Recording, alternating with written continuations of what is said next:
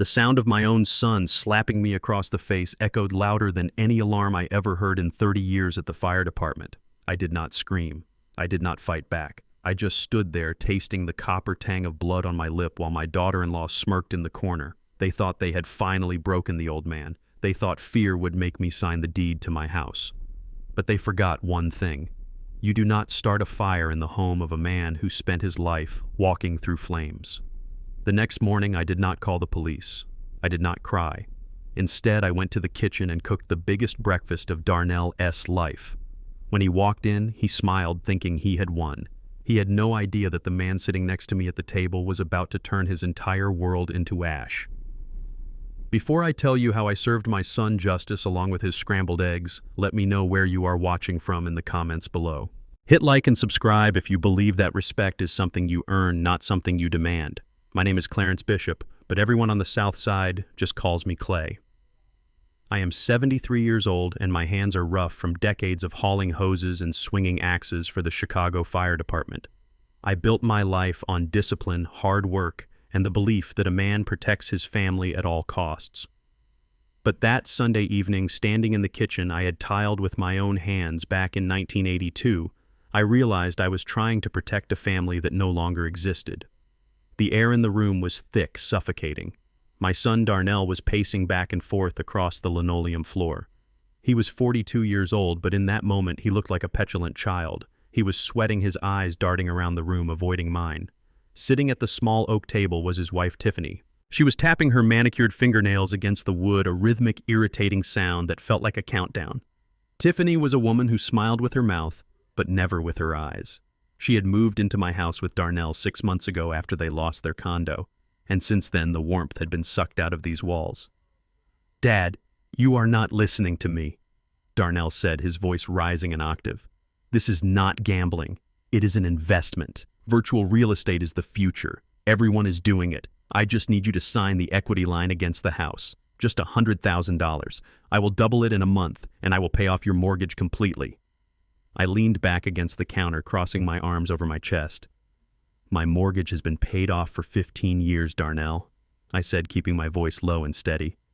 "I paid for this house with overtime shifts and missed holidays. I am not risking the roof over my head for some magic internet money that does not exist."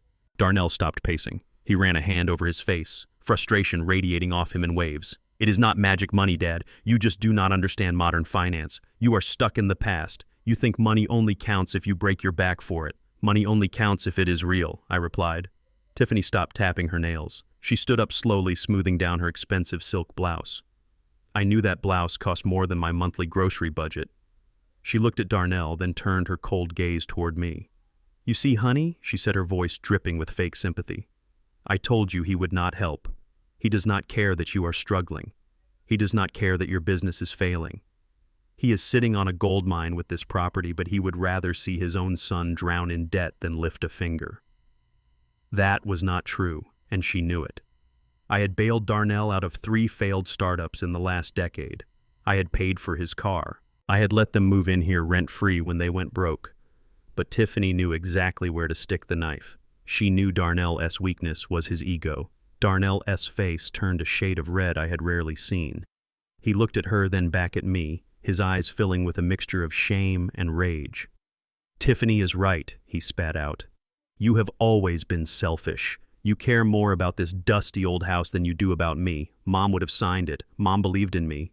Do not bring your mother into this," I warned, my voice dropping to a growl. "Viola would have told you to get a job and stop looking for shortcuts. That was the trigger." Tiffany let out a sharp, mocking laugh. "Oh, please. Viola spoiled you, Darnell. That is why you expect kindness.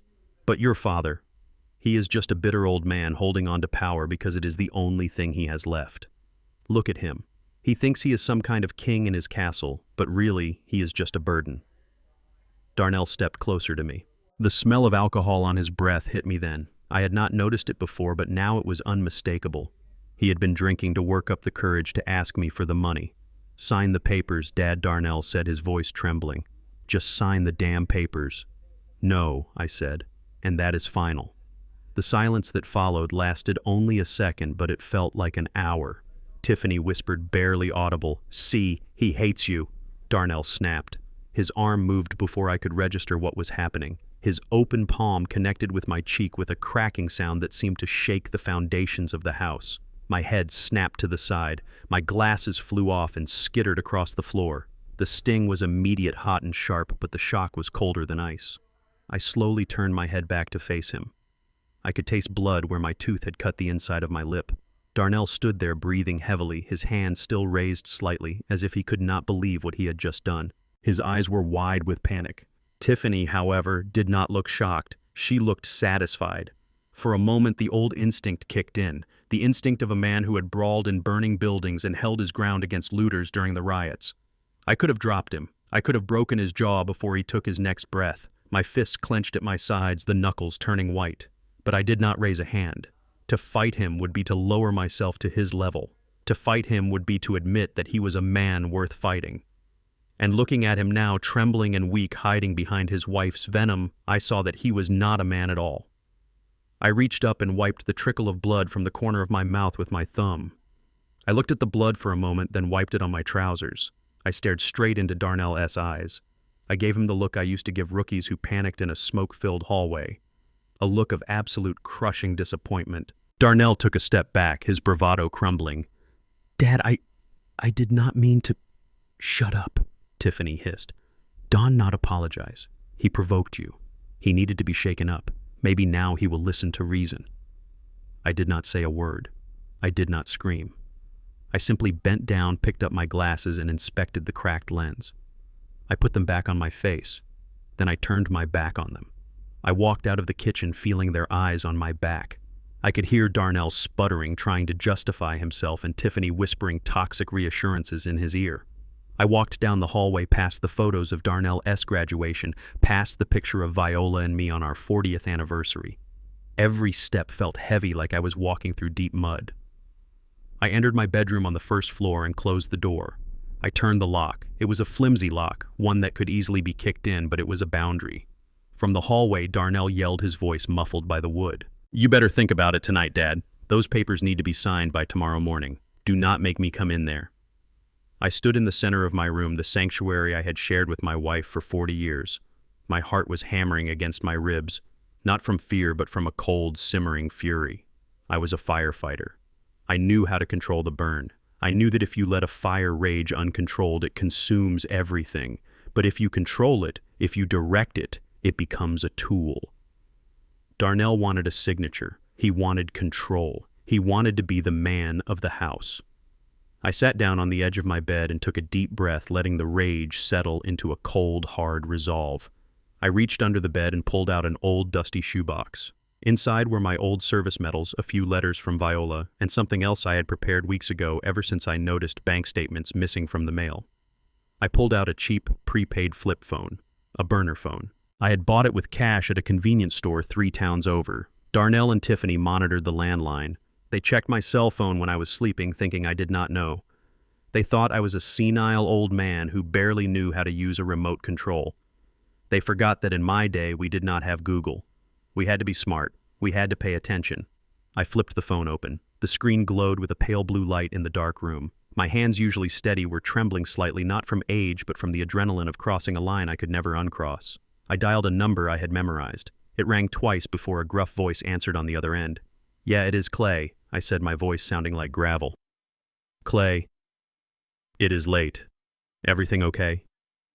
"No," I said, staring at the closed bedroom door. "The fire is out of containment. We are going to code red." There was a pause on the other end. Then the voice shifted, becoming sharp and professional. "Understood. What do you need?" "I need you here tomorrow morning at 7 sharp," I said. "Wear a suit and bring the file. The blue one. You sure about this, Clay?" "Once we pull this trigger, there is no going back." I touched the swelling on my cheek. I thought about the disrespect. I thought about Viola's memory being dishonored by the greed living under this roof. "I am sure," I said. "I am cooking breakfast tomorrow. Do not be late." I closed the phone and hid it back in the box. I lay down on the bed, staring up at the ceiling fan spinning slowly in the darkness. My cheek throbbed in time with my heartbeat. Darnell thought the slap was the end of the argument. He thought he had asserted dominance. He was wrong. The slap was not the end. It was the starting gun. Tomorrow he would get his breakfast. He would get his bacon and his eggs, and he would get exactly what he asked for. He wanted to be treated like a man. Fine, I would treat him like a man. I would let him face the consequences that grown men face. I closed my eyes, but I did not sleep. I lay there in the dark, planning every move, every word, every silence. The fire was coming, and this time I wasn't going to put it out. I was going to let it burn. The sun had not even crested the horizon when I started peeling the potatoes. There is a specific rhythm to cooking a southern breakfast, a cadence that I learned from my mother and kept alive through 50 years of marriage to Viola. The sound of thick-cut bacon sizzling in my cast-iron skillet was the only music I needed. The smell of rendering fat brewing coffee and buttery grits drifted through the ventilation ducts, reaching every corner of the house. It was not just breakfast, it was bait. I set the table with Viola's good china, the plates with the gold rim that we only used for Christmas and Easter. I polished the silverware until I could see the reflection of a man who was done being a victim. When I heard footsteps on the stairs, I did not look up. I kept whisking the eggs, my movements steady and deliberate. Darnell walked in first, scratching his stomach, looking disheveled but arrogant. The fear from last night was gone, replaced by the smug confidence of a man who thinks he has broken a wild horse. Tiffany followed him wearing a silk robe that cost more than my first car. She stopped in the doorway, sniffing the air, her eyes widening at the spread on the table. "Well, look at this," Darnell said, a smirk spreading across his face. He pulled out a chair and sat down, kicking his feet out. "I knew you would come around, Dad. I told Tiffany you just needed a night to sleep on it. Nothing clears the head like realizing who holds the power." "Right?" Tiffany laughed, a sharp tinkling sound. "It looks delicious, Clay. See? It is so much nicer when everyone knows their place. I will go get the papers so you can sign them while the food is hot." I placed a platter of scrambled eggs in the center of the table. "Sit down, Tiffany," I said, my voice calm, almost warm. "The papers can wait. We have a guest coming." Darnell paused, a piece of bacon halfway to his mouth. "A guest who?" "The nurse from the nursing home." Before I could answer, the doorbell rang. It was a crisp, authoritative sound that made Darnell jump. He looked at me, confusion clouding his eyes. I wiped my hands on my apron and walked to the front door. I opened it to reveal a tall man in a charcoal gray suit holding a leather briefcase. "Mr. Sterling," I said, extending my hand. "Thank you for coming on such short notice." James Sterling smiled, shaking my hand firmly. "The pleasure is mine, Mr. Bishop.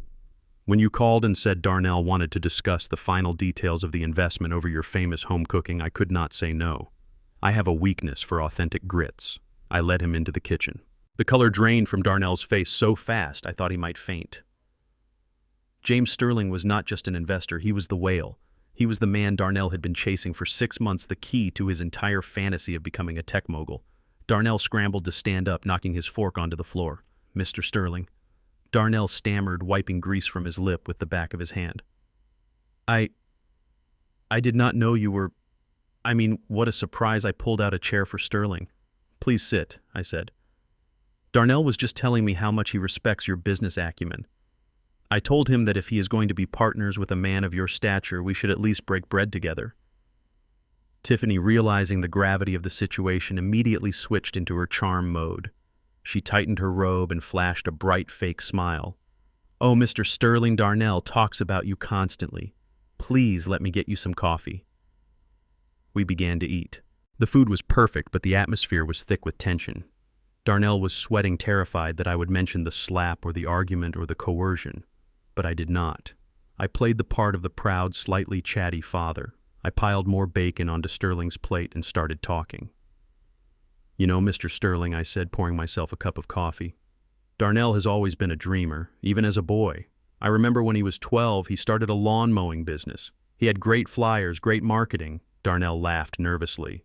"Dad, Mr. Sterling does not want to hear about..." "Nonsense," Sterling said, leaning forward. "I love hearing about the roots of an entrepreneur. Go on, Mr. Bishop." "Well," I continued, taking a slow sip of coffee. "He had all the customers, but he did not like pushing the mower, said it was inefficient. So he hired the neighborhood kids to do it for him, promising to pay them at the end of the month. He spent all the advance money on video games before the first lawn was cut." Sterling stopped chewing. He looked at Darnell. "Is that so?" Darnell turned red. "I was 12, sir. It was a lesson in outsourcing." I chuckled softly. "Oh, he learned. Just like he learned with that house-flipping project 3 years ago." You remember that son, the one in Bronzeville? Darnell's eyes widened in panic. Dad, please. He bought this beautiful old brownstone, I told Sterling, who was now listening very intently. He wanted to flip it fast. The foundation was cracked, sinking into the mud. The inspector said it needed $50,000 in concrete work, but Darnell said why bury money where no one can see it? So he put up new drywall, painted everything white, and sold it. I paused, letting the silence hang in the air. 6 months later, the living room floor collapsed while the new owners were having dinner. Cost me my entire pension savings to settle the lawsuit so he did not go to jail for fraud. The room went dead silent. The only sound was the refrigerator humming. Sterling slowly placed his fork down on the plate. He wiped his mouth with a napkin and looked at Darnell with eyes that were cold and hard. Is that true? Darnell Sterling asked. The lawsuit you didn't disclose during our due diligence, Darnell stammered, his hands shaking. It was a misunderstanding. The contractors, my father is exaggerating. He is old, he gets confused. I looked straight at Sterling. I may be old, Mr. Sterling, and according to my son I am losing my mind. But I know the difference between a bad foundation and a bad man. I invited you here because I respect a man who builds things that last. My son, he likes to paint over cracks. Sterling stood up. He did not look at Darnell. He looked at me and nodded respectfully. Thank you for the breakfast, Mr. Bishop. The grits were excellent. And thank you for the information. Integrity is the only currency I trade in. Wait, James, Darnell shouted, jumping up. You cannot listen to him. He is vindictive. He is trying to sabotage me because I asked him for a loan. Sterling paused at the door. He asked you for a loan. You told me you were fully liquid and self-funded. Darnell froze, his mouth opening and closing like a fish out of water. Sterling shook his head in disgust and walked out the front door. When the latch clicked shut, it sounded like a gunshot. For a long moment, nobody moved. Then Darnell turned to me. His face was twisted into a mask of pure hatred. The vein in his forehead was throbbing. You senile old fool, he whispered, his voice trembling with rage. Do you have any idea what you just did? That was a $5 million deal. I took a bite of my eggs. They were perfectly fluffy. I warned you, Darnell, I said calmly. I told you I do not support fake money. Darnell grabbed the edge of the table and flipped it. Plates, food, and coffee went flying, crashing against the wall in a chaotic mess of porcelain and grease. Tiffany screamed. You are done, Darnell screamed, stepping over the broken china to get in my face. You think this is a game? You think you taught me a lesson? You just signed your own death warrant. You want to play hardball? Fine. You will not see the light of day, old man. By the time I am done with you, you will be rotting in a state facility so deep they won't even find your dental records. He stormed out of the kitchen, Tiffany trailing behind him, casting one last look of venom at me. I sat there in the chair amidst the wreckage of my wife's good china and the ruined breakfast. My heart was pounding, but my hands were steady. I picked up a piece of bacon that had landed on my knee and ate it. It was still crisp. They thought the war had just started. They did not know I had been digging the trenches all night. Let them scream. Let them threaten. A fire needs oxygen to burn, and I was about to suck the air out of their entire world. The war did not begin with shouting. It began with silence. After Darnell flipped the table, he did not kick me out. He did something far worse. He and Tiffany decided that I was no longer a person. I was a liability. 20 minutes after Mr. Sterling left, Darnell came back into the kitchen with a pair of wire cutters. He walked over to the wall and snipped the phone line. Then he took my cell phone off the counter. It is for your own good, Dad, he said, not meeting my eyes. You are clearly having an episode. Violent outbursts, delusions about my business partners. We cannot have you calling people and embarrassing the family. Until Dr. Jenkins can adjust your medication, you are staying inside. They changed the Wi-Fi password. They took the keys to my truck. They even put a child lock on the front door. I was 73 years old, a man who had pulled survivors out of collapsing buildings, and now I was a prisoner in the home I built. But they did not understand what this house meant. To Darnell, this place was just an asset. It was square footage. It was equity. He did not know about 1974. He did not know about the red lines drawn on the city maps that said people who looked like us were not allowed in this neighborhood. He did not see Viola crying in the car because 5 banks denied our loan application despite my perfect credit. We had to work double shifts and save every penny in a coffee can for 3 years just to put down a deposit that was double what the White families paid. Every brick in this house was paid for with sweat and humiliation. I endured the stares of the neighbors who did not want us here. I kept my lawn greener than theirs. I painted my fence whiter than theirs. I forced them to respect us. And now my own son, the boy who grew up sheltered by those very walls, was trying to sell that history for a quick cryptocurrency payout. The isolation was suffocating, but the erasure was worse. 2 days later, the strangers started arriving. I was sitting in the living room reading a book when a young couple walked in, led by Tiffany. They looked around, pointing at my vintage record player, the one Viola bought me for our 10th anniversary. "How much for the console?" the man asked. Tiffany smiled that same fake bright smile. $100. And I will throw in the vinyl collection for free. We are just clearing out some old junk to make space for the renovation. My hands shook as I turned the page of my book. I did not speak. If I spoke, they would use it as proof of my aggression. I watched them carry out my history. I watched them take my leather armchair. I watched them take the tool chest from the garage. But the breaking point came on Thursday. I heard a crashing sound coming from the attic. I walked to the bottom of the stairs and saw Tiffany coming down dragging 2 black garbage bags. The plastic tore on the railing and something spilled out. It was a blue velvet hat, Viola's Sunday hat, the one she wore to church every Easter. "What are you doing?" I asked, my voice low. Tiffany kicked the hat back toward the bag. "Cleaning clay. This attic is a fire hazard. It is full of moth-eaten rags. The garbage truck is coming in an hour." "That is not trash," I said, stepping forward. "Those are my wife's belongings." "They are dust collectors," she snapped. "And since you are living here on our charity now, I decide what stays and what goes. Go back to your room before I tell Darnell you are being difficult again." I stood there for a long moment. I looked at the blue velvet hat lying on the floorboards. I wanted to scream. I wanted to tear this house down around us. But I remembered the plan. I remembered that anger without leverage is just noise. I bent down, picked up the hat, and dusted it off. I did not look at Tiffany. I walked past her, carried the hat into my room, and placed it on the top shelf of my closet. Then I sat down at my desk. I could not use the phone. I could not use the internet.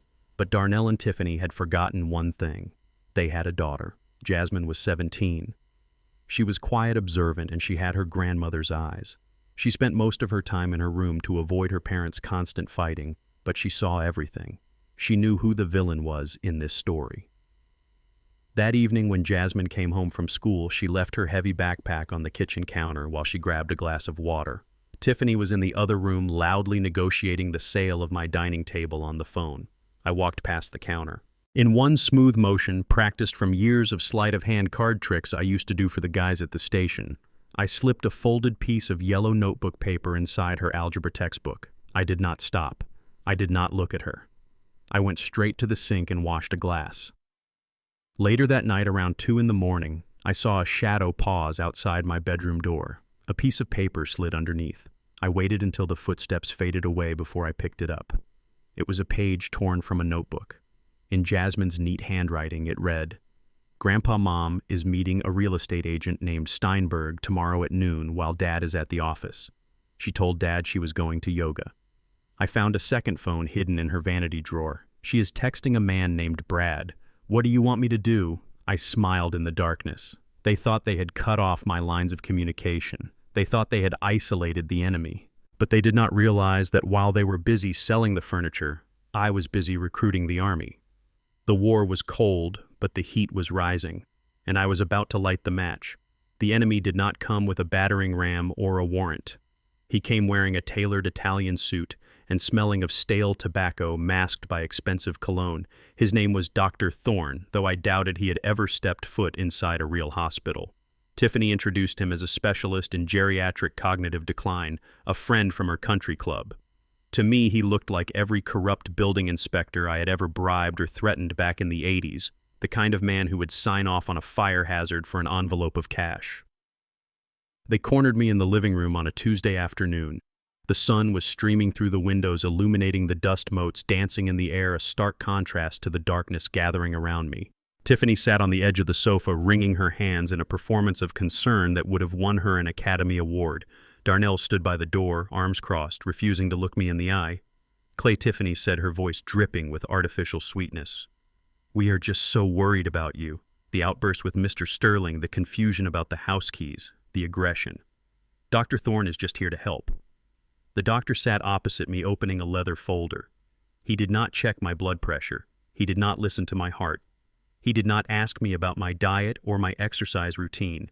He simply looked at me with dead shark-like eyes and asked if I knew what year it was. I stared at him. "It is 2024, I said clearly, "and I know exactly who I am. I am Clarence Bishop. I own this house, and I know a con artist when I see one." Dr. Thorne sighed and looked at Darnell, shaking his head theatrically. "You see hostility and paranoia. Classic symptoms of advanced dementia. The frontal lobe is deteriorating. He believes he is being persecuted. If we do not intervene now, he could be a danger to himself or others." Darnell flinched. Is it reversible?" "No," the doctor said, pulling a prescription pad from his pocket. "But it is manageable. I am prescribing a heavy sedative to calm the aggression and a cognitive stabilizer. He needs to take these 3 times a day. Strictly monitored." He handed a small orange bottle to Tiffany. She took it like it was a holy relic. I knew that smell. I spent 30 years as a first responder. I know what medicine smells like. When Tiffany uncapped the bottle and handed me 2 blue pills and a glass of water, the scent hit me. It was chemical and acrid.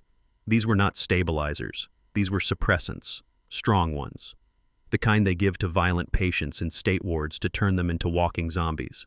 They wanted to drug me into submission so I would be too weak to fight the legal battle they were planning.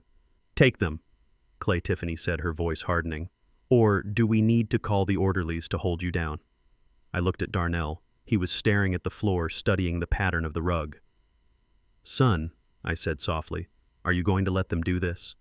Darnell looked up, tears in his eyes, but his jaw was set. "It is for your own good, Dad. Please, just take the medicine." I realized then that appealing to his conscience was useless. His conscience was buried under layers of debt and his wife's manipulation. I had to change tactics. I had to go underground. I reached out and took the pills. My hand trembled slightly, not from fear, but from the effort of restraining my rage. I put them in my mouth. I took a sip of water. I threw my head back and swallowed loudly. "Good," Tiffany said, relaxing instantly. "See? That wasn't so hard." But I had not swallowed. I had tucked the pills into the pocket of my cheek, a trick I learned from an old inmate I once volunteered with.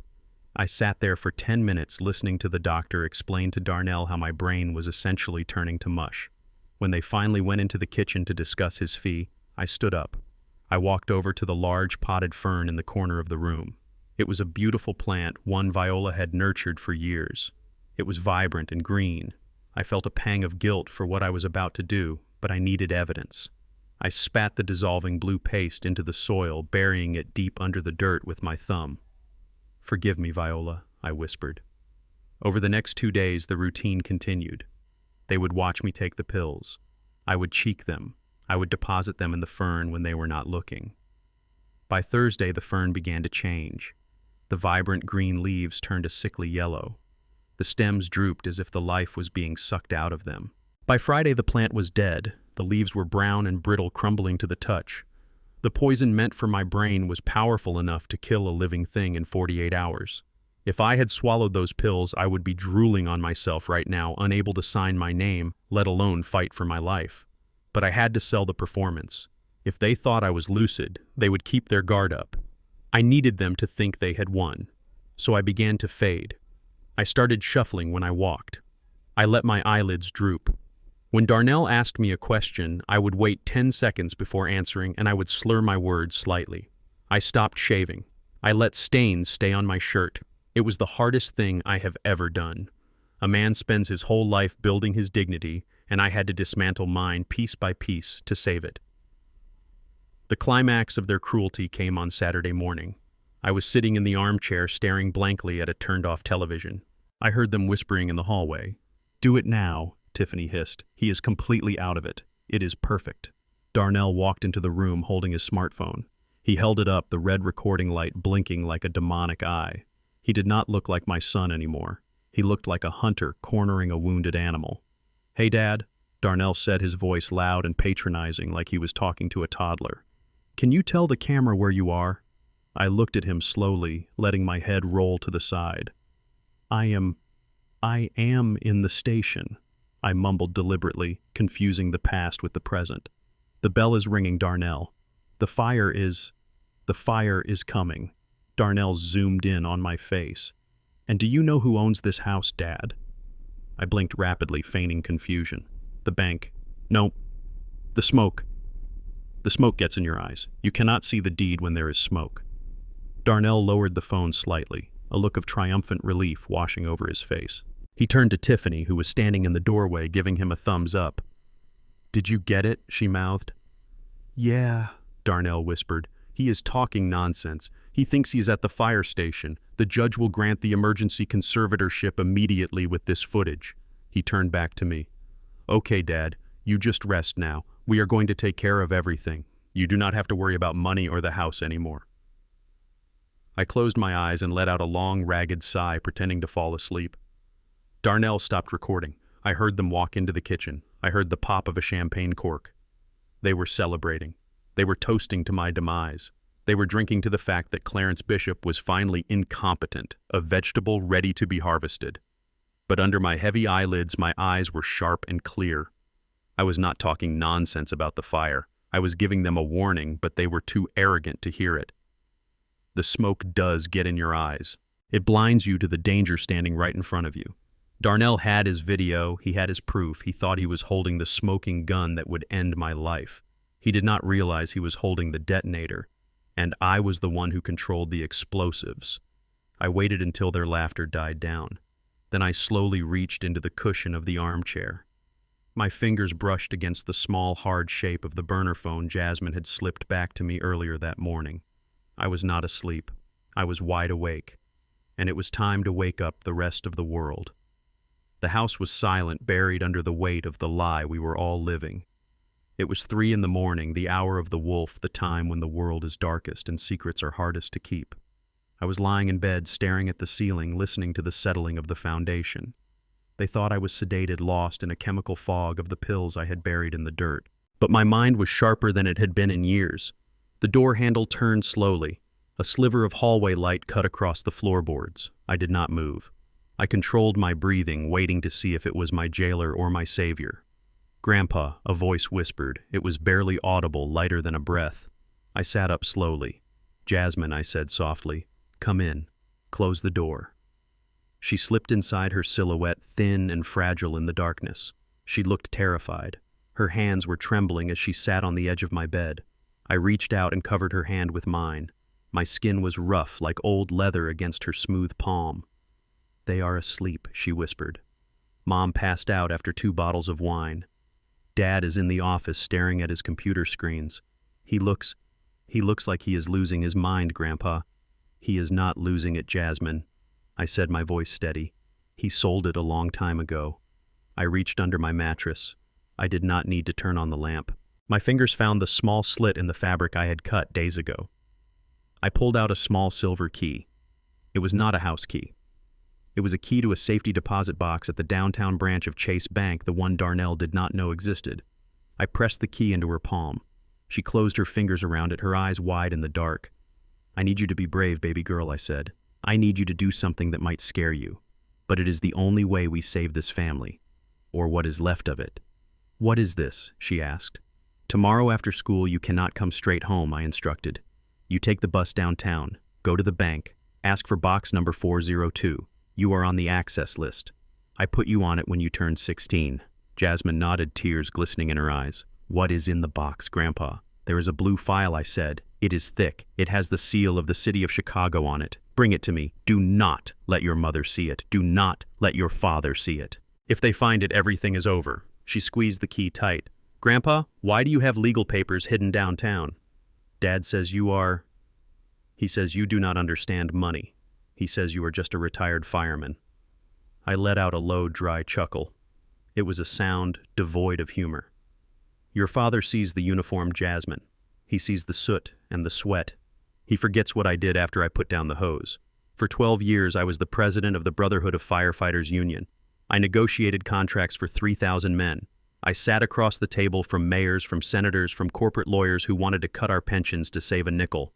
I know how to read a contract, I know how to spot a loophole, and I know exactly when to let an enemy think he has won just so he walks into the trap. Jasmine looked at me with a new expression. It was not just love anymore. It was awe. She had never known this side of me. To her, I was just the old man who grilled ribs on Sundays and played jazz records. She did not know I was a strategist. I need that file, Jasmine, I said, because inside that file is the proof that your father does not own what he thinks he owns, and it is the only shield we have against what is coming. She stood up, slipping the key into the pocket of her pajama pants. I will get it, Grandpa. I promise. Go now, I whispered. Be a ghost. She turned to leave. She opened the door just a crack, and then she froze. From the top of the stairs, a floorboard creaked. It was a distinctive sound, a high-pitched groan that I had been meaning to fix for 20 years. Jasmine stopped breathing. I saw her stiffen. Who is there? Tiffany's voice sliced through the silence. It was slurred, heavy with wine, but sharp with suspicion.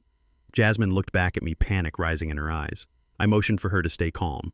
I am just getting some water, Mom, Jasmine called out, her voice trembling slightly. There was a long pause. I could hear Tiffany's heavy footsteps coming down the stairs.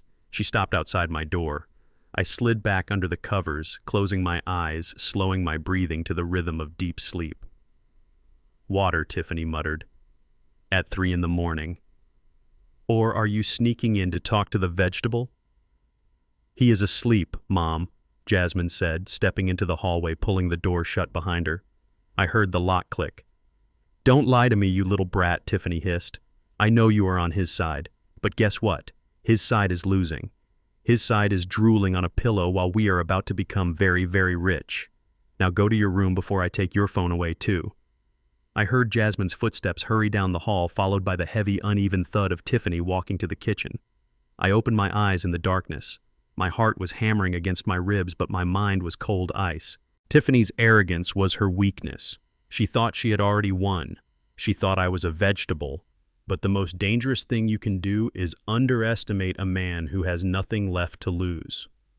I lay there thinking about the next 24 hours. Darnell was desperate. Sterling had walked away. The crypto market was crashing. He had debts he was not telling me about. I could smell the fear on him like smoke. Desperate men make mistakes. Desperate men look for shortcuts. He needed the house. But the deed was in my name, and he knew I would never sign it.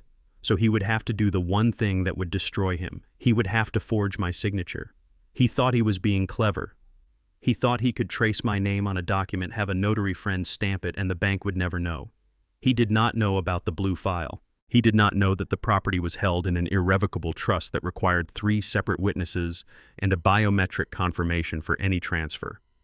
If he signed my name, he wasn't just committing fraud. He was walking into a federal crime. I closed my eyes, a single tear leaking out.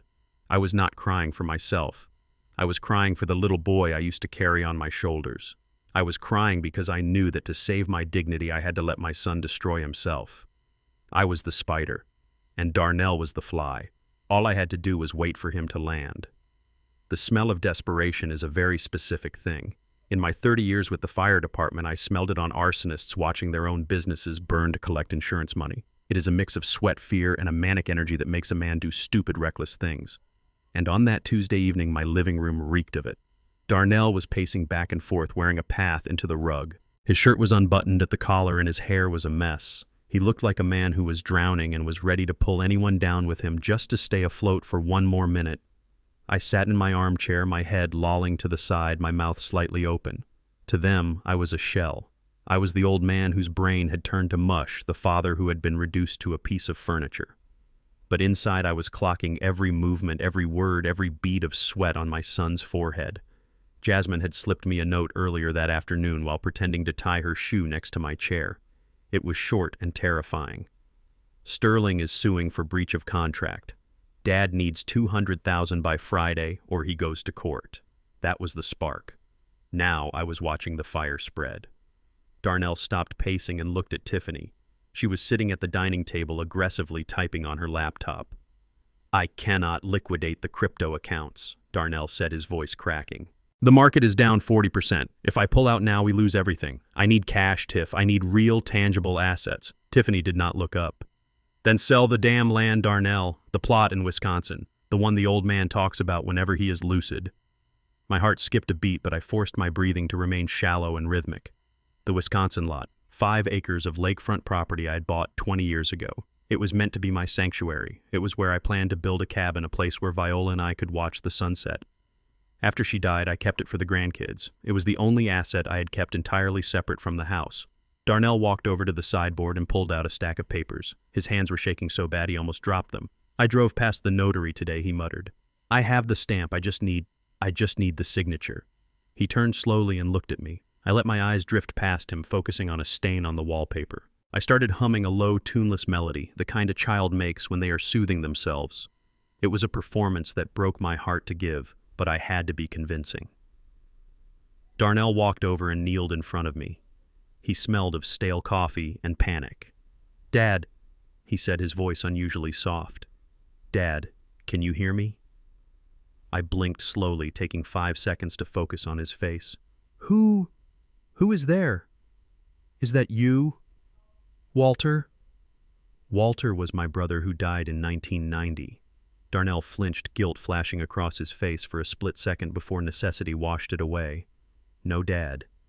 It is Darnell, your son. Listen, we need to handle some paperwork. For the insurance. Remember, we need to make sure you are taken care of. He placed the document on the small table next to me. It was a quitclaim deed transferring the ownership of the Wisconsin property to Darnell Bishop.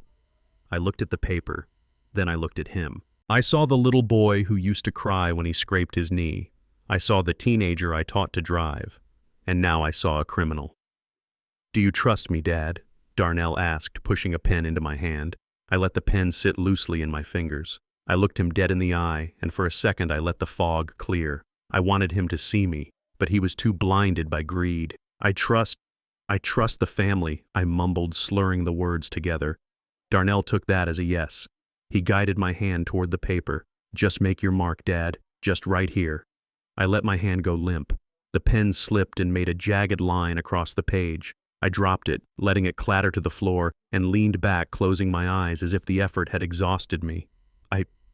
I am tired, Walter, I whispered. Darnell stared at the jagged line. It was useless. It looked nothing like a signature. He cursed under his breath, a vicious, ugly sound. He picked up the pen. He looked at the kitchen door to make sure Jasmine wasn't around. He didn't know she was sitting at the top of the stairs, her phone camera pointed through the banister rails, recording every second of this betrayal. Fine, Darnell hissed. If you cannot do it, I will help you. He did not guide my hand this time. He didn't bother. He placed the paper on a magazine, hunched over it, and began to write.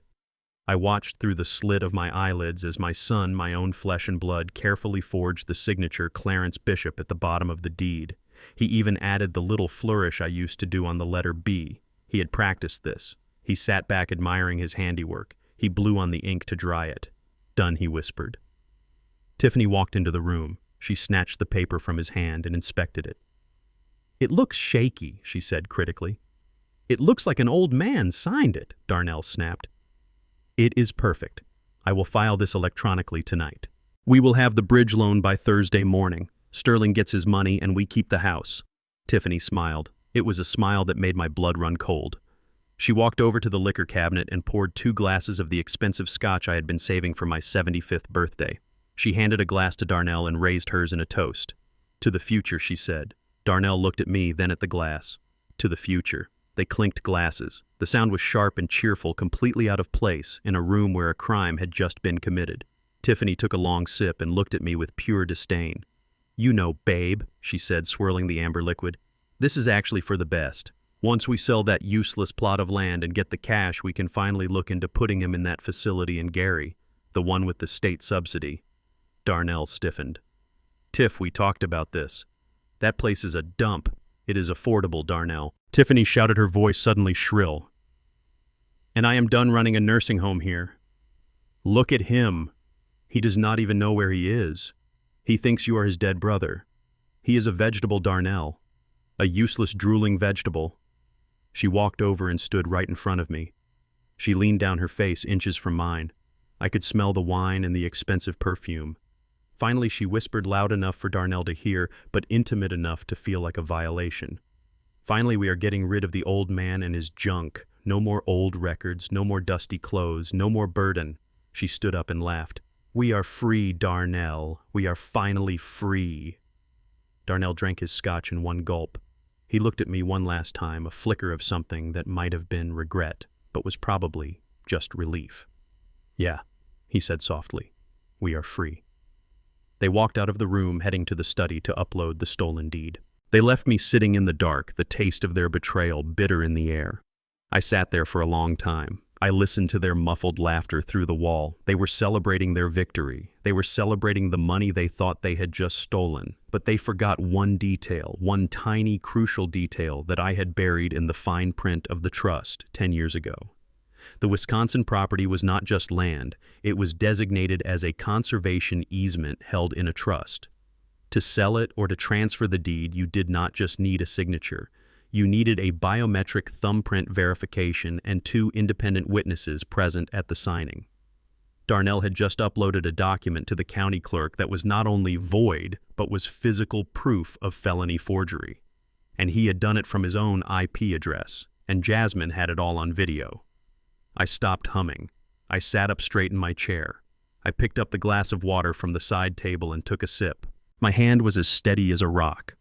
They were drinking scotch to celebrate their freedom, but they did not realize that the ink on that paper wasn't a signature. It was a confession, and tomorrow the judge was going to read it. I looked at the spot where Tiffany had stood. Getting rid of the old man and his junk, I repeated to myself. I looked at my hands. These hands had broken down doors to save children. These hands had built this house. These hands had held Viola as she took her last breath. I am not junk, I whispered to the empty room. I am the landslide. And you are standing at the bottom of the hill. Information is like oxygen. You cannot see it, but if you control the flow, you control the fire. And inside that house, while my son and his wife were popping corks and celebrating their felony, I was holding the match that would burn their entire fantasy to the ground.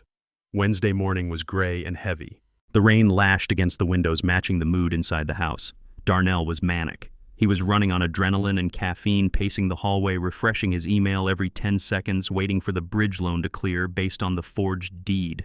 He looked terrible. His eyes were sunken, his skin pale. He was a man walking a tightrope over a pit of vipers, and he didn't even know who the snakes were.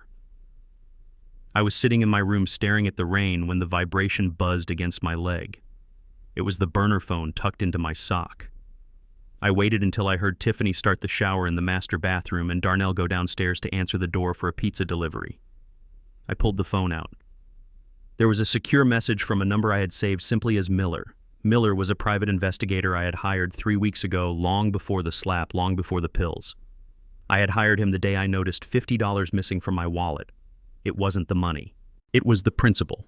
I wanted to know who I was living with. I met Miller at a diner on the south side, a place where the coffee is strong and nobody asks questions. I gave him $5,000 cash and a picture of Tiffany. I told him to dig. I told him to find the bones she was trying to bury. I opened the message. It contained a link to a cloud folder. My thumbs were clumsy on the small screen, but I managed to open it. There were 20 photos and a transcript of text messages. The first photo made my stomach turn. It was Tiffany. She wasn't at yoga, and she wasn't at the charity luncheon she claimed to attend every Tuesday.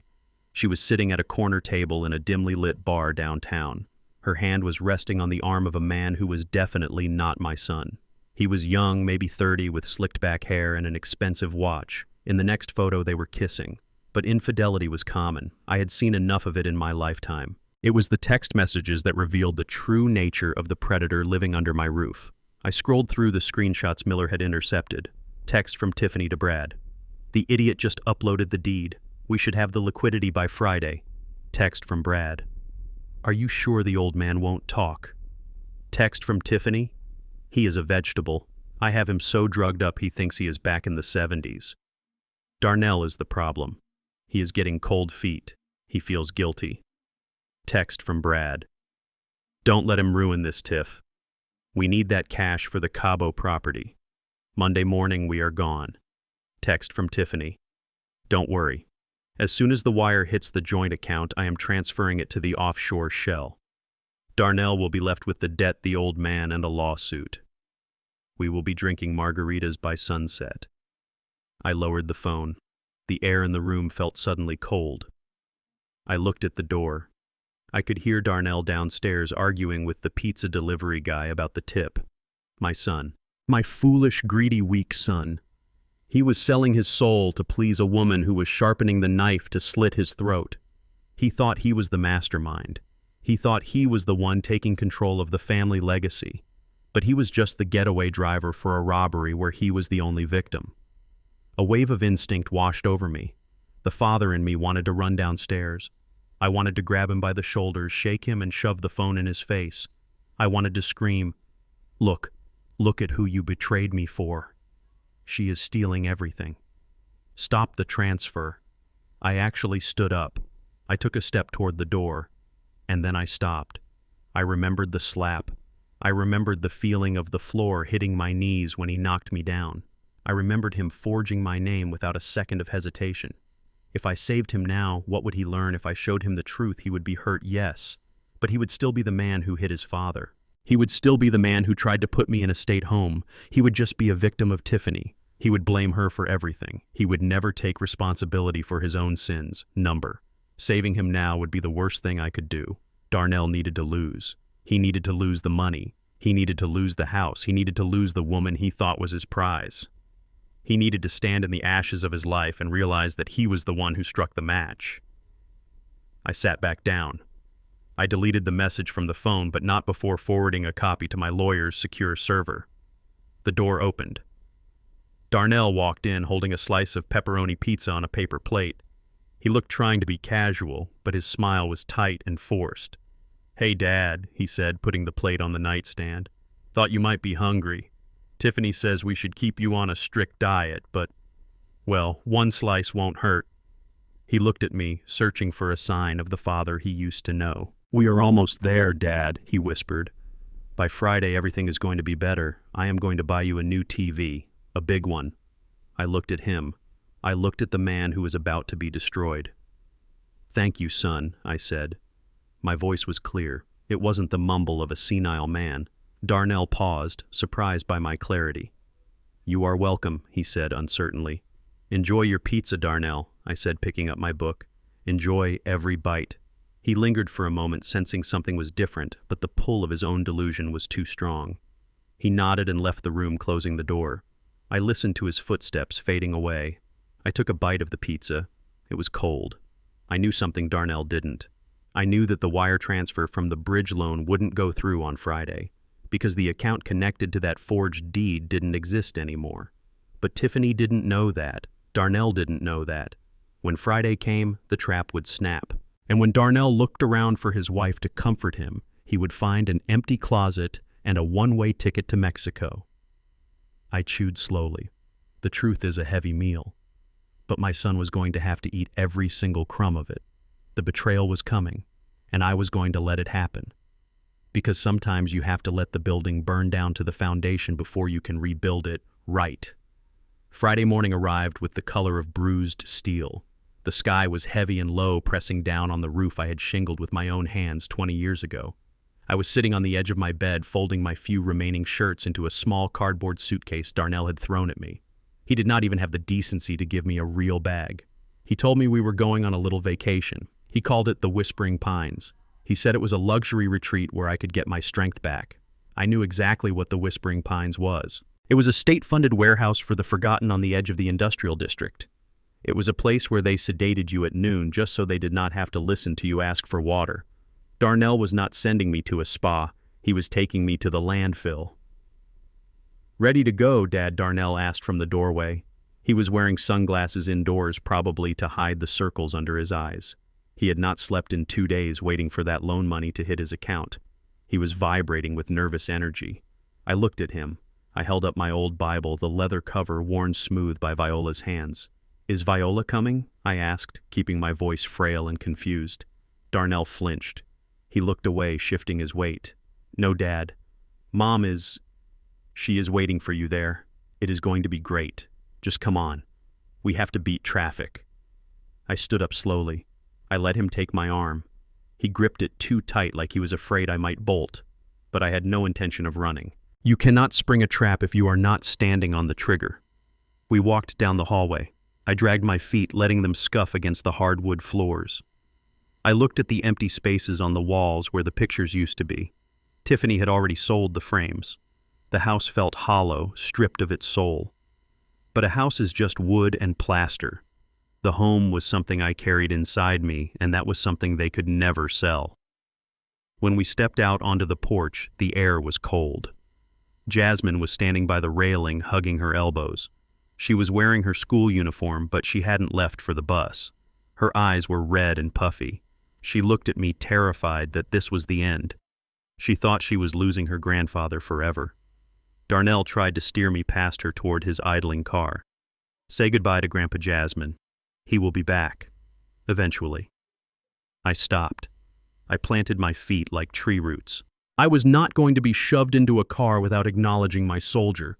I pulled my arm free from Darnell's grip and stepped toward her. I reached out and cupped her face in my hands. Her skin was warm and a single tear tracked through the dust on my thumb. "Be a good girl, Jasmine," I said loud enough for Darnell to hear. Then I leaned in close, putting my lips right next to her ear. My voice dropped to a whisper, sharp as a razor. "Start it up, baby girl." She blinked and I saw the fear in her eyes turn into steel. She gave a microscopic nod. She understood. The file was safe. The lawyer was ready. The moment the car doors locked, the countdown would begin. "Dad, let's go," Darnell shouted, honking the horn. I stepped back. I gave her a wink, the same wink I used to give her when I snuck her extra candy when she was 5. Then I turned and walked to the car. I climbed into the passenger seat. The car smelled of fast food wrappers and Darnell's cheap air freshener. As he put the car in gear and pulled out of the driveway, I did not look at him. I turned my head and looked out the window. I watched my house recede in the distance. The azalea bushes I planted for Viola were blooming red against the gray siding. The porch swing was swaying slightly in the wind. A lesser man might have cried. A lesser man might have felt pity for himself being driven away from his kingdom by his own traitorous son. But I did not feel sadness. I looked at that house the way a general looks at a battlefield before he orders the retreat. I was surrendering the ground to draw the enemy out into the open. I was giving them the confidence to make their final mistake. Darnell turned on the radio to drown out the silence. He was humming along, tapping on the steering wheel, thinking he had won. He thought he was driving a senile old man to prison. He did not know he was driving a Trojan horse. I closed my eyes and leaned my head against the cold glass. "Take me to the warehouse, son. Lock me up. Take my keys, because the harder you slam that door, the louder it is going to sound when I kick it back open." The sign on the door said Whispering Pines, but as soon as the automatic doors slid shut behind me, I knew I was in a warehouse for the living dead. The air was thick and humid, smelling of industrial-strength bleach, trying to mask the scent of urine and boiled cabbage. The fluorescent lights buzzed overhead, flickering like a dying heartbeat. This was not a care facility. It was a holding pen where families dropped off their guilt, so they did not have to look at it anymore. A nurse with a sour expression and stains on her scrubs pointed me to a room at the end of the hall. She did not ask my name. She just looked at the clipboard Darnell had handed her. "Bed 4, she barked, not even looking me in the eye. "Give me your belt and your shoelaces. Policy for new admits." I looked at her. I did not argue. I slowly unbuckled my belt and handed it over. I sat down and unlaced my shoes. I handed those over too. "Dinner is at 5, she said, tossing my things into a plastic bin. "If you miss it, you starve. Do not cause trouble or we sedate you. We do not have time for nonsense here." She slammed the door, leaving me in a room with peeling beige paint and 2 other beds. In the bed next to me lay a man who looked like a skeleton wrapped in parchment paper. He was curled in a fetal position, sobbing softly into his pillow. I sat on the thin plastic-covered mattress. It crinkled every time I moved. I looked at my hands. They were the only things in this room that still felt like mine. Darnell thought he had thrown me away. He thought this place would break me. He forgot that I spent 20 years crawling into burning buildings while everyone else was running out. I know how to breathe in toxic environments. I know how to stay calm when the roof is caving in. I stood up and walked over to the weeping man. I placed a hand on his shoulder. It was sharp and bony. "Easy, soldier," I said, my voice low and steady. "You are going to be all right." The man stopped crying and looked up at me with watery, terrified eyes. He had not heard a kind voice in a long time. They stole my watch," he whispered. "My son gave it to me. I squeezed his shoulder. We will get it back, I lied. But it was a lie he needed to hear. Right now, we just need to survive the night. I spent the next 3 hours watching. I watched the staff. Most were indifferent, overworked, and underpaid. But there was one young man, an orderly named Matteo. He was different. I saw him gently help a woman in a wheelchair drink her water when the nurse ignored her. I saw him wince when the head nurse yelled at a patient for spilling soup.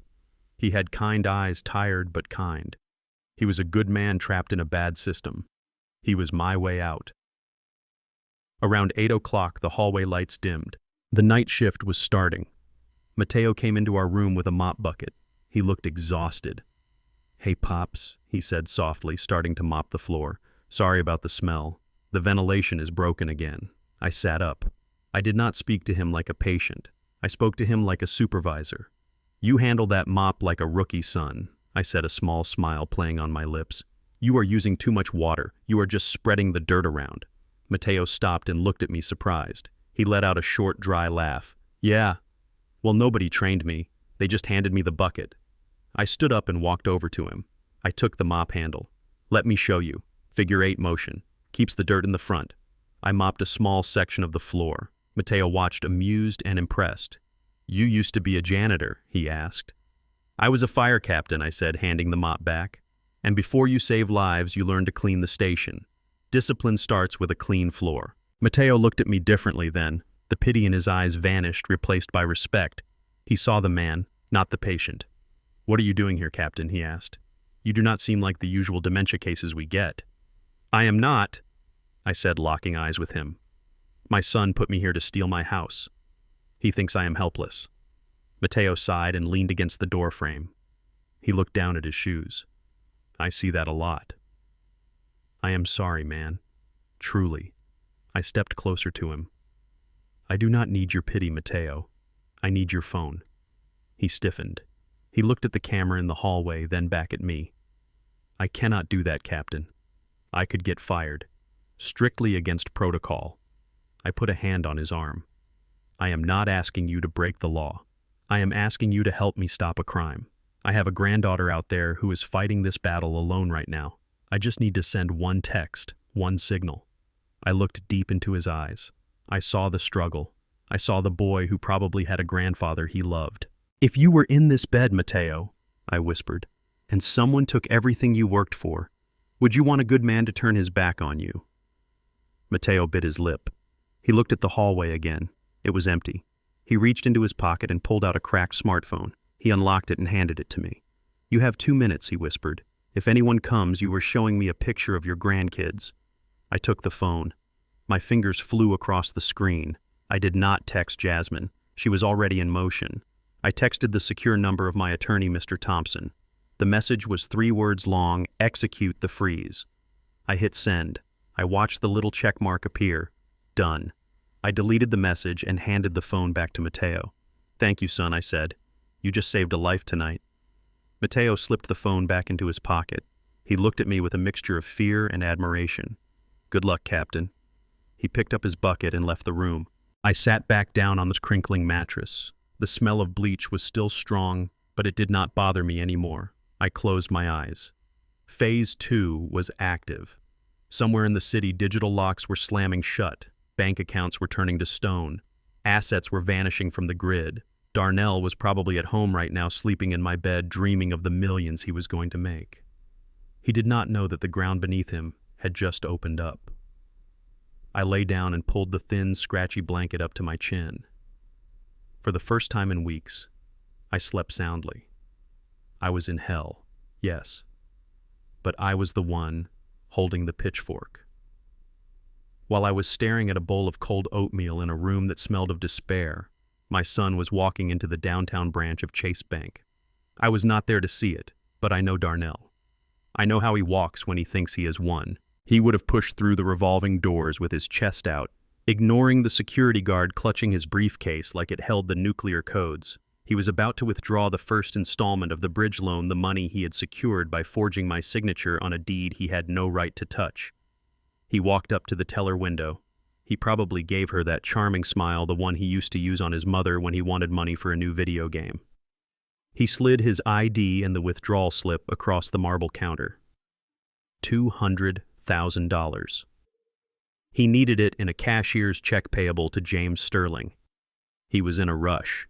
He had been checking his watch every 30 seconds, terrified that the loan sharks or Sterling's lawyers would call before he had the cash in hand.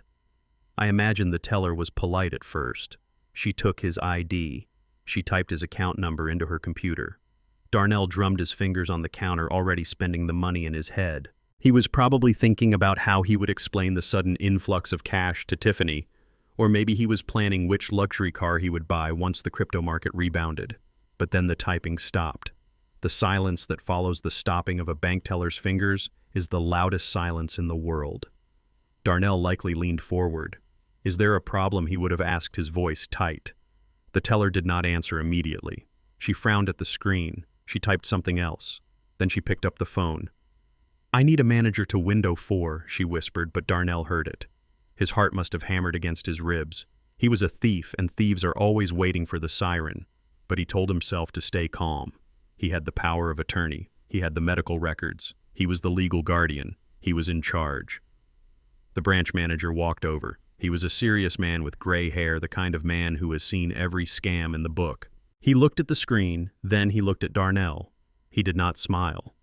"Mr. Bishop," the manager asked. "Yes," Darnell said, straightening his tie. "I am in a bit of a hurry. I have a business meeting in 20 minutes. I am afraid we cannot process this transaction," the manager said calmly. "What do you mean?" Darnell demanded, his voice rising. "The funds were wired this morning. I saw the confirmation. The funds were flagged," the manager replied. "This account has been frozen due to a report of fraudulent activity." Fraudulent? Darnell laughed, a nervous, high-pitched sound. "That is ridiculous. I am the account holder. Well, my father is, but I am his conservator. I have the court order right here." He reached into his briefcase to pull out the papers based on the lies he and Tiffany had spun. "That is actually the problem," Mr. Bishop, the manager said, folding his hands. "The alert did not come from the bank. It came from the legal owner of the property." Darnell froze. "My father is in a nursing home. He does not even know what day it is. He could not have reported anything." The manager shook his head. "The property in Wisconsin is not owned by Clarence Bishop personally. It is owned by the Bishop Family Revocable Trust, and according to the bylaws of that trust, which were updated 10 years ago, there is a specific clause regarding incapacitation." Darnell stopped breathing. He did not know about the trust. He had never bothered to read the fine print of my life. He just saw assets. He never looked for the protections. The manager turned the screen slightly, though Darnell could not read it. "The clause states that if the primary beneficiary, Clarence Bishop, is declared mentally incompetent or incapacitated, control of the trust does not pass to family members. It immediately transfers to an independent successor trustee." Darnell felt the floor drop out from under him. "Successor trustee? Who?" "A law firm," the manager said. "Thompson and Associates. They were notified automatically when you filed the medical incapacitation paperwork with the county yesterday. By declaring your father incompetent to get control of his house, you inadvertently triggered the clause that removed you from the trust entirely." The irony must have tasted like ash in his mouth. The very weapon he used to bury me was the same weapon that just cut his throat. By proving I was crazy, he proved he had no right to the money. "This is a mistake," Darnell shouted, drawing the attention of everyone in the lobby. "I am his son. I am his only heir. The trust is quite specific, sir," the manager said, his voice dropping to a warning tone. "It was designed to protect the assets from exploitation. The trustee has flagged the deed transfer you attempted as potential fraud. They have locked all associated accounts pending a federal investigation." Federal investigation. Those two words hit Darnell like a physical blow. He wasn't just broke. He was a suspect. "I need to speak to my father," Darnell stammered, backing away from the counter. "I would not advise that," the manager said. "The police are on their way to collect a statement regarding the forged signature on the deed. The trustee provided a biometric analysis. The signature does not match Mr. Bishop's hand." Darnell did not wait for the police. He turned and ran. He ran out of the bank, past the security guard, and into the rain. He left his dignity on the marble floor. He sat in his car, hyperventilating, his hands shaking so hard he could barely put the key in the ignition. He had walked in there a millionaire. He walked out a fugitive. I sat in my room at the nursing home watching the rain streak against the window. I did not need to see his face to know what he looked like. I knew he was terrified. I knew he was calling Tiffany right now, screaming that something had gone wrong. I took a bite of the cold oatmeal. It suddenly tasted sweet. My trap had sprung. The steel jaws had snapped shut. Darnell was running, but he did not realize that the road he was running on led straight off a cliff. And I was the one who had removed the guardrails. The rain was hammering against the roof of the house I built with my own hands, but the real storm was happening inside the living room. I was not there in the flesh, but I saw every second of it. I saw it through the lens of my granddaughter's smartphone camera. Jasmine had positioned herself at the top of the stairs, filming through the banister rails just as I had taught her to do. She was the silent witness to the self-destruction of a man who thought he could outrun his own shadow. Darnell burst through the front door like a man chased by wolves. He was soaked to the bone, his expensive suit clinging to him, ruined by the weather and his own panic. He didn't even close the door behind him. The wind blew rain into the foyer, soaking the hardwood floors, but he didn't care. He ran into the living room, his eyes wild and desperate. Tiffany was sitting on the sofa, scrolling through her phone, a glass of wine in her hand. She looked up, annoyed by the intrusion, completely unaware that her golden parachute had just failed to open. "Where is the champagne?" she asked, not even looking at his face. "Did the transfer clear?" Darnell threw his briefcase across the room. It hit the wall with a sickening thud, cracking the plaster. Tiffany jumped, spilling wine on the white carpet.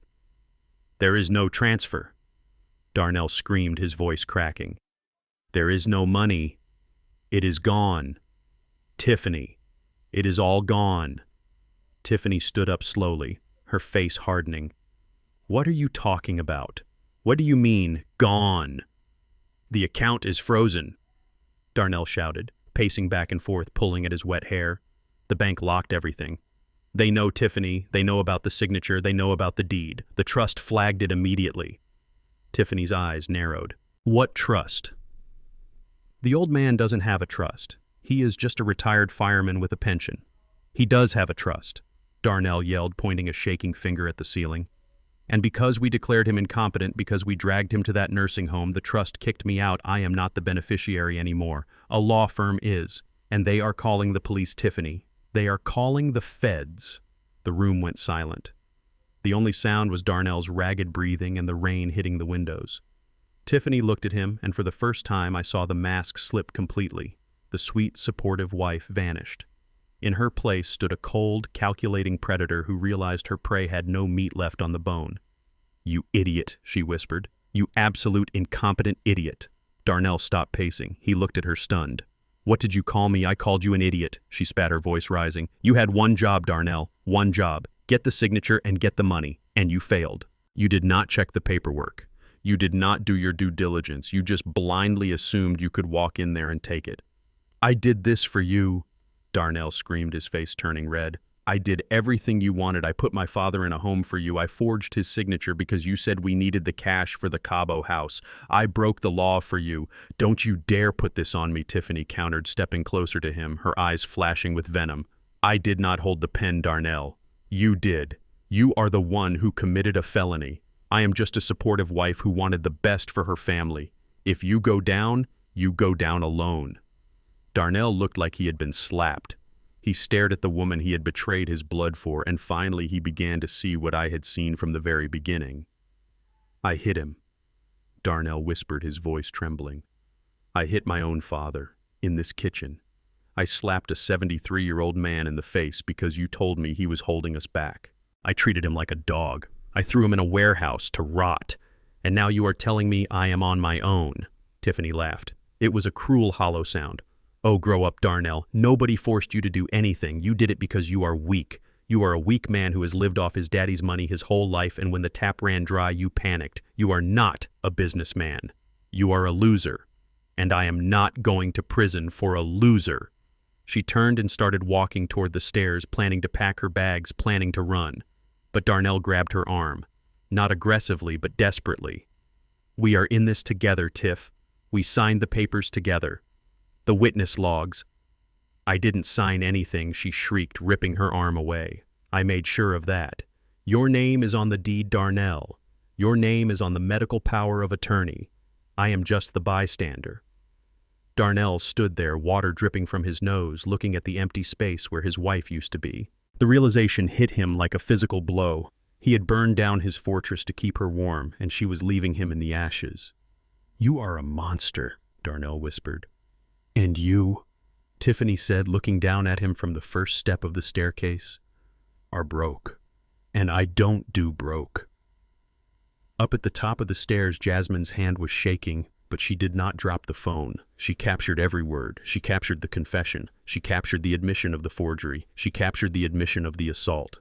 Darnell sank onto the sofa, burying his face in his hands. He began to sob. It wasn't the cry of a man who was sorry for what he had done. It was the cry of a man who was sorry he had been caught. He was crying for himself, but the camera was still rolling. Jasmine zoomed in on his shaking shoulders. "I forged it," Darnell sobbed into the empty room, unaware he was speaking to a jury. "I forged the signature. I lied to the doctors. I did it all."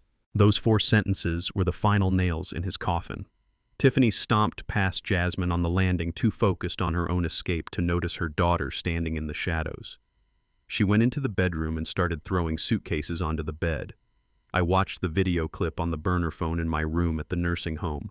Mateo, the orderly, was standing guard at the door. I watched my son collapse under the weight of his own greed. I watched the woman who poisoned his mind reveal her true nature. It was a tragedy. It was a Greek tragedy playing out in the suburbs of Chicago. But I did not look away. I watched it 3 times. Then I forwarded the video to Mr. Thompson, my lawyer. The evidence was secured. The confession was recorded. Darnell thought he was having a bad day. He thought the frozen bank account was the worst thing that could happen to him. He didn't know that outside the house, just down the street, a black sedan was parking. He didn't know that the police were not just coming for a statement, they were coming with handcuffs. I put the phone down and looked out at the parking lot of the nursing home. The rain was stopping. The storm was breaking. My son had made his choice. He chose the quick money over the long road. He chose the shiny lie over the hard truth. And now he was going to learn the lesson I tried to teach him when he was a boy. You can run from your father. You can run from your past, but you cannot run from the consequences of your own handwriting. I lay back on the pillow. I was ready to go home, but first I had to watch the final act, and I had a front row seat. The Cook County Courthouse smells like floor wax, stale coffee, and bad decisions. It is a place where lies come to die. But on that Monday morning, my son and his wife walked in thinking it was where their lies would finally become truth. I was not in the room when the bailiff called the court to order. I was waiting in the holding area just beyond the heavy oak doors, adjusting my tie in the reflection of a vending machine. My lawyer, Mr. Thompson, stood next to me. He checked his watch and gave me a sharp nod. It was time. Inside the courtroom, Darnell and Tiffany sat at the plaintiff's table. They looked like the picture of a grieving, burdened family. Tiffany was wearing a modest beige dress and pearls, trying to look like the dutiful daughter-in-law who was just trying to do the right thing. She held a tissue in her hand, dabbing at eyes that were completely dry. Darnell was in a navy suit, looking solemn, though I knew his leg was bouncing under the table, a nervous tic he had had since he was 10 years old. They were there to finalize the emergency conservatorship. They were there to tell Judge Marilyn Vance that Clarence Bishop was a danger to himself, a senile old man who needed to be locked away so they could bravely manage his assets. They had the paperwork from their corrupt doctor. They had the video of me speaking nonsense. They thought it was a formality. They thought I was still sitting in a wheelchair at Whispering Pines staring at a wall. I heard Darnell's lawyer, a cheap shark named Gorski, start his opening statement. "Your Honor," he droned, "this is a tragic case of rapid cognitive decline. Mr. Bishop has become aggressive, confused, and unable to care for himself. His son Darnell simply wants to ensure his father is safe and his estate is preserved. We have medical affidavits confirming advanced dementia." The judge shuffled some papers. "I see the report here from a Dr. Thorne. Is the doctor present? He is unavailable." "Your Honor," Gorski said quickly, "but his sworn statement is in the file." The judge nodded. "And where is Mr. Bishop today?" "He is at a care facility," Gorski said. "He is too unstable to attend. We didn't want to upset him. That was my cue." Mr. Thompson pushed the double doors open. They made a heavy groaning sound that echoed through the high-ceilinged room. "Actually, Your Honor," Mr. Thompson boomed, his voice filling the space, "Mr. Bishop is right here, and he is very upset indeed." I stepped into the courtroom. I was not wearing the stained sweatpants from the nursing home. I was wearing my charcoal three-piece suit, the one I wore to receive the Medal of Valor in 1992. My shoes were shined to a mirror finish. My back was straight. I walked with the cane, but I did not lean on it. I used it like a scepter. The sound of Darnell gasping was audible from the back of the room. He spun around in his chair, his eyes bulging out of his head. Tiffany froze her hand halfway to her mouth, the tissue forgotten. I walked down the center aisle. The click of my heels on the marble floor was a metronome counting down to their destruction. I looked Darnell dead in the eye. I didn't look angry. I looked ready. I stopped at the defense table and remained standing. Next to me was not just Mr. Thompson, but another man. A tall, serious man with silver hair and a stethoscope around his neck. "Who is this?" Judge Vance asked, peering over her glasses. "I am Clarence Bishop, Your Honor," I said. My voice was deep, clear, and steady. It was the voice that used to command 300 firefighters at a 4-alarm blaze. And I am here to prove that the only thing sick in my family is my son's ambition. Darnell stood up, knocking his chair back. This is a trick. He is off his meds. He is dangerous." "Sit down, Mr. Bishop," the judge barked, slamming her gavel. "Your Honor," Mr. Thompson said calmly, "we would like to introduce Dr. Benjamin Hayes into the record. Dr. Hayes is the chief of neurology at Northwestern Memorial Hospital. He conducted a full, independent psychiatric and neurological evaluation of my client yesterday afternoon." Darnell turned pale. Northwestern was not a country club clinic. It was the best hospital in the city. You could not bribe the chief of neurology. The judge looked at the doctor. "Dr. Hayes, what are your findings?" Dr. Hayes stood up. "Your Honor, I ran a full battery of cognitive tests, including an MRI scan.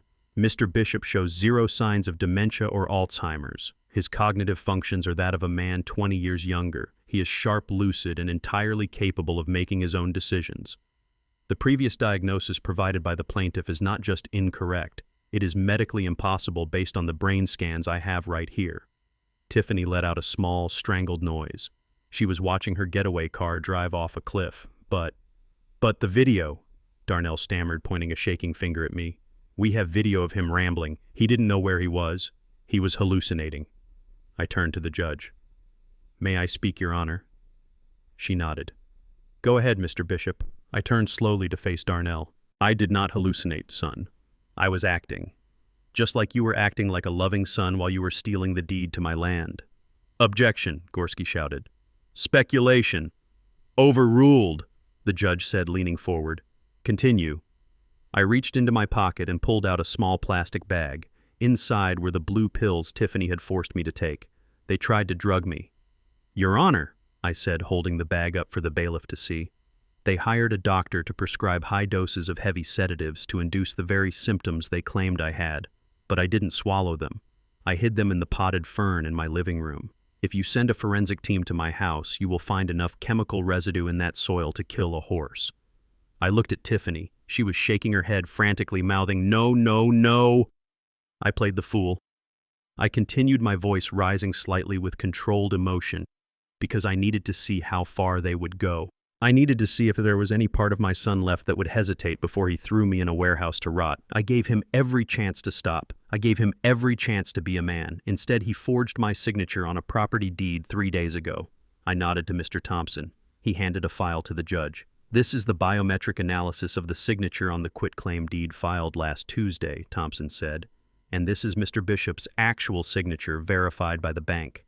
They are not a match. And here is the IP address log showing the document was uploaded from Darnell Bishop's laptop at the residence." The judge flipped through the pages. Her face grew darker with every page turn. She looked at the fake medical report. She looked at the forged deed. Then she looked at Darnell and Tiffany. It was a look of pure disgust. "Mr. Gorski," the judge said, her voice icy, "I suggest you sit your clients down and tell them to remain silent. Because from where I am sitting, this looks less like a conservatorship hearing and more like a criminal conspiracy." Darnell slumped into his chair. He looked small. He looked like a child who had been caught stealing from the collection plate. He looked at me, pleading with his eyes, begging me to stop. But the train had left the station. I had endured the slap. I had endured the insults. I had endured the nights in that cold nursing home bed. I looked back at him, and I did not blink. I am not senile, Darnell, I said, my voice echoing in the silent courtroom. I am just disappointed. The judge slammed the gavel down. Motion for conservatorship denied with prejudice, she declared. And bailiff, please lock the doors. I believe the district attorney is going to want to have a conversation with the plaintiffs before they leave this building. Darnell put his head on the table. Tiffany started crying, real tears this time. Tears of a woman who realized she wasn't going to Cabo.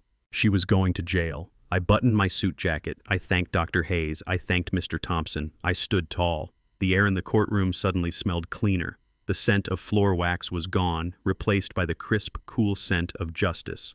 I had returned from the dead, and I had brought the reckoning with me. The judge had banged her gavel, signaling the end of the conservatorship hearing, but the destruction of my son's world was only halfway complete. I stood there adjusting my cufflinks, watching the color return to Darnell's face. He looked like a man who had just survived a firing squad, believing that the worst was over. He thought that because the judge had denied the motion, he could simply go home, lick his wounds, and perhaps try to salvage his marriage. He did not know that the woman standing next to him had already packed her bags, not for a trip with him, but for a life without him. My lawyer, Mr. Thompson, cleared his throat. It was a sound that cut through the murmur of the courtroom like a knife. Your Honor, Thompson said, his voice grave. Before this court adjourns, there is a secondary matter regarding the welfare of the minor child, Jasmine Bishop, and significant evidence of financial fraud that directly impacts the assets of this family. Judge Vance paused, her hand hovering over her water glass. She looked at Thompson, then at Tiffany. I am listening, counselor. Tiffany stiffened. Her eyes darted toward the exit signs. She knew. She knew that the walls were closing in. Thompson walked over to the evidence table. He did not hold up a medical file this time. He held up a thick stack of bank statements and a series of photographs printed on high-gloss paper. In the course of defending Mr.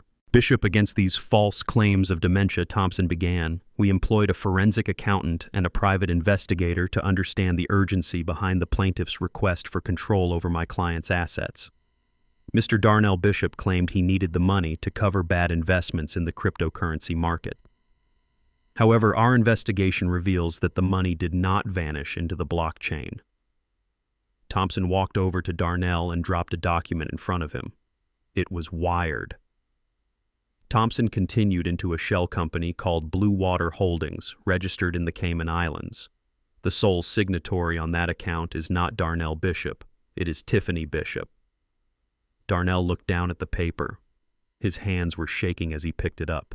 He read the numbers. $300,000, the exact amount of his life savings. The money he told me he had lost. The money he told me was just bad luck. Tiffany Darnell whispered, his voice barely audible. What is this Blue Water Holdings? Tiffany did not look at him. She stared straight ahead, her jaw set in a hard line. Thompson was not done. He picked up the photographs.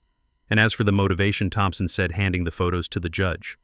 We found that Mrs. Bishop has purchased a one-way ticket to Cabo San Lucas for next Monday. She is not traveling alone. She is traveling with a Mr. Bradley Miller, her personal trainer, with whom she has been co-signing checks from the Blue Water account for the past 6 months. The judge looked at the photos. I had seen them already. They were the ones of Tiffany and her lover at the bar, kissing, laughing, spending my son's money. The judge's expression turned from professional detachment to open revulsion. Darnell stood up. He snatched the photos from the judge's bench before the bailiff could stop him. He stared at them. He stared at the image of his wife, the woman he had terrorized his own father to please, draped over another man. The woman who told him he was smart, who told him he was a businessman, who told him that putting me in a home was an act of love. It was not a scream that came out of Darnell's throat. It was a sound of pure agonizing breakage. It was the sound of a man realizing that he had burned down his own house to keep a vampire warm. You, Darnell choked out, turning to face her. You told me we were partners. You told me the market crashed. Tiffany finally looked at him. And in that moment, she decided to stop pretending. She dropped the act of the victim. She dropped the act of the wife. She looked at him with the cold, dead eyes of a shark that has finished feeding. The market did crash, Darnell. She said, her voice dripping with contempt. You are the market. You have been crashing for years. You are weak. You are lazy. And you are broke. Did you really think I was going to stick around and nurse your ego while you played with your daddy's money? Darnell stepped back as if she had physically struck him. But we did this together. I hit my father for you. I forged his name for you. And that makes you a criminal, not a husband, Tiffany sneered. I didn't make you do anything. I just watched you be the pathetic little boy you have always been. Brad is a man. Brad knows how to take what he wants. You just know how to beg. The silence in the courtroom was absolute. Even the stenographer had stopped typing, her mouth agape. Darnell looked at me. He looked across the aisle at the father he had betrayed. He saw me standing there, strong, vindicated, and untouched by the filth he had rolled in. Tears streamed down his face, mixing with the sweat of his panic. "Dad," he whispered. "Dad, I didn't know." I looked at him. I felt a pang of sorrow, deep and ancient, but I did not step forward to comfort him. He needed to feel this burn. He needed to know what the fire felt like when you played with it. "You didn't know because you didn't look, son," I said softly. "You were too busy looking at what you could take from me to see who was taking from you." Judge Vance slammed her gavel down so hard the wood handle cracked. "Enough," she shouted. "Mrs. Bishop, you are to surrender your passport immediately. The district attorney is already in the building regarding the forgery charges against your husband, and I am recommending they add grand larceny and fraud to your file as well. You are a flight risk and you are a disgrace." Tiffany's face went pale. The arrogance vanished as two bailiffs moved up behind her. And as for the child, the judge continued looking at the empty seat where a parent should have been concerned about their daughter. "It is the opinion of this court that neither of you is fit to care for a houseplant, let alone a teenage girl." Mr. Thompson stepped forward. "Your Honor, Mr. Clarence Bishop has filed an emergency petition for full legal and physical custody of his granddaughter, Jasmine Bishop. He has the means, the stability, and frankly, he is the only adult in this family who has shown any moral compass." Darnell looked up. He looked at me. For a second, I thought he would fight it. I thought his ego would rear its ugly head one last time, but he just slumped his shoulders. He looked at Tiffany, who was now arguing with the bailiffs, and then he looked at his empty hands. "Let him have her," Darnell whispered, his voice broken. "She is better off with him. She hates me anyway." Judge Vance nodded. "Petition granted. Jasmine Bishop is placed in the custody of her grandfather effective immediately. Mrs. Bishop, you are remanded into custody pending a bail hearing." "Mr. Bishop," she looked at Darnell with a mixture of pity and severity, "I suggest you find a very good criminal defense attorney, because your wife is going to blame everything on you, and from what I have seen today, you gave her all the ammunition she needs." The bailiffs took Tiffany by the arms. She started screaming then. She screamed that it was a mistake, that she was the victim, that I was the devil. I watched her get dragged out of the double doors, her heels scraping against the marble, her pearls bouncing against her neck. Darnell did not move. He sat alone at the table, surrounded by the wreckage of his life. He had no wife. He had no money. He had no daughter. And he had no father. I walked over to him. I stood there for a moment, looking down at the top of his head. I wanted to touch his shoulder. I wanted to tell him it would be okay. But that would be a lie. It wasn't going to be okay for a long time. I laid the Bible I had carried with me on the table in front of him. "Read the story of the prodigal son, Darnell," I said quietly. "But remember, the son had to walk all the way home from the pigsty on his own 2 feet. I cannot carry you this time." I turned and walked away. I walked out of the courtroom and into the hallway. Jasmine was sitting on a bench waiting. She was wearing her school backpack, her knees pulled up to her chest. When she saw me, she jumped up. She didn't ask what happened. She just looked at my face. "Is it over?" she asked. I took her hand. It was trembling just like mine had been the night I hid the pills. "The fire is out, baby girl," I said. "Let's go home." We walked out of the courthouse together, leaving Darnell behind to face the cold, hard reality of the ashes he had created. I had won the war, but as any soldier will tell you, victory never feels like happiness. It just feels like survival. And today we had survived. The silence that descended on the courtroom after the doors closed behind Tiffany was heavy enough to crush a man, and that is exactly what it did to my son. Darnell stood alone at the defense table. The space beside him where his wife had stood was empty, a physical void that mirrored the emptiness of his excuses. He looked around the room, his eyes darting from the judge to the bailiff and finally resting on me. He did not look like a 42-year-old businessman anymore. He looked like a child who had broken a window and was waiting for the strap. His shoulders slumped and his knees buckled. Slowly, painfully, he sank down until he was kneeling on the marble floor. He did not care about his suit. He did not care about the people watching. He folded his hands together and looked up at me with tears streaming down his face. "Dad," he choked out, his voice echoing in the quiet room. "Dad, please. You saw what she is. You saw the photos. She tricked me. She manipulated me. I was under her spell, Dad. I did not want to do any of it." I stood there leaning on my cane watching him. A part of me, the part that remembered teaching him to ride a bike, wanted to reach out, but I remembered the other Darnell, the one who looked at me with contempt in my own kitchen, the one who forged my name without a second thought. "You are a grown man, Darnell," I said, my voice low and rough. "You are not a victim. You are a volunteer. She could not have driven the car if you had not handed her the keys." "But I am sorry," Darnell sobbed, crawling a few inches closer on his knees. "I am so sorry. I will make it right. I will pay back the money. I will take care of you. Just please tell the judge to drop the charges. Tell them it was a family misunderstanding. Do not let them take me to jail, Dad. I cannot survive in there." Judge Vance looked at me. She was waiting. It was within my power to show mercy. I could tell Mr. Thompson to withdraw the complaint.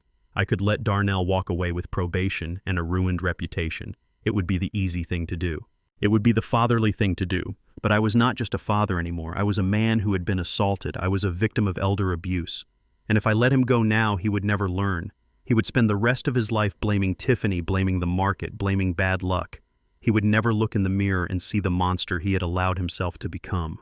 I looked at Mr. Thompson and nodded. "Play the video," I said. Darnell froze. "What video?" Thompson tapped the screen of his tablet, which was connected to the large monitors on the courtroom walls. "This video was recorded 4 days ago," Thompson announced, "by Jasmine Bishop. It documents the inciting incident that led to the emergency conservatorship filing." The screen flickered to life. The audio was crisp and clear. It showed my kitchen. It showed Darnell pacing. It showed Tiffany sitting at the table. And it showed me standing by the counter. The Darnell on the screen was not the weeping man kneeling on the floor. He was arrogant. He was aggressive. "Sign the papers, Dad," the Darnell on the screen shouted. "No," I said on the screen. And then it happened. The slap. The sound of his hand striking my face was like a gunshot in the silent courtroom. I saw the judge flinch. I saw the court reporter cover her mouth, but the video did not stop there. It continued. It showed Darnell standing over me while I wiped blood from my lip. It showed him screaming that he would put me in a home. It showed him plotting with Tiffany to drug me. Then the video cut to a second clip. This one was darker, shot through the banister rails. It was the night of the forgery. "It looks like an old man signed it," Darnell's voice said on the recording. "I will file this tonight. We will be free of him." The screen went black. Darnell was not crying anymore. He was staring at the floor, his face the color of ash. He knew there was no coming back from that. He could blame Tiffany for the fraud, but he could not blame her for the slap. That was his hand. That was his rage. I looked down at him. "She did not make you hit me, Darnell," I said. "She did not make you hate me. You did that all on your own. You decided that my dignity was less important than your lifestyle. You decided that I was disposable." "Dad," Darnell whispered, but the word had lost its power. Judge Vance leaned forward. Her face was hard as stone. "Mr. Bishop," she said, addressing Darnell, "the court has seen enough. You claim you were a victim of your wife's manipulation, but the evidence shows a willing and violent partner. You assaulted a vulnerable senior citizen. You forged legal documents. You conspired to deprive a man of his liberty and his property." She turned to the bailiff. "Take him into custody." 2 officers moved in. They did not be gentle. They pulled Darnell up from his knees. He did not fight. He went limp like a rag doll. I watched them pull his arms behind his back. I heard the metallic click of the handcuffs. It was a sound of finality. It was the sound of a door closing that would not open again for a very long time. "Dad," Darnell screamed as they began to march him toward the side door. "Dad, help me. Do not let them take me. I am your son." I stood still. I watched him struggle. I watched the panic in his eyes. "You are my son," I said quietly, though he could not hear me over his own screaming. "And that is why I have to let this happen. A father protects his child from the fire, but he does not protect him from the truth." I did not look away until the door closed behind him.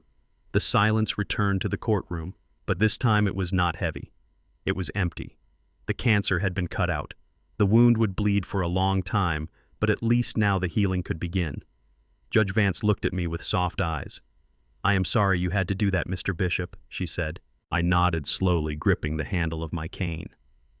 "Actions have consequences." "Your Honor," I said. "He wanted to be a man of means. Now he is just a man of consequences. The lesson was expensive, but he bought it with his own choices."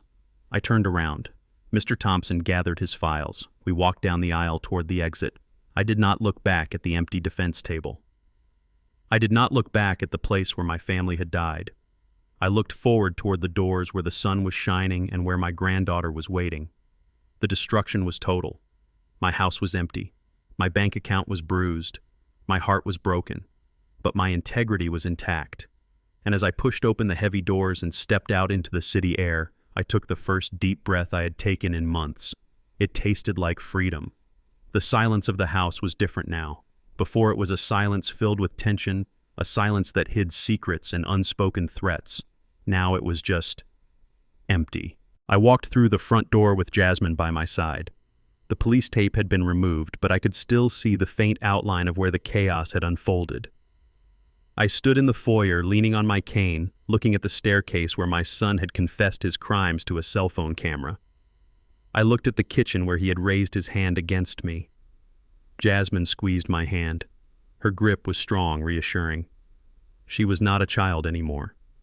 The last week had forged her into a woman just like the fire forges steel. "Are you okay, Grandpa?" she asked softly.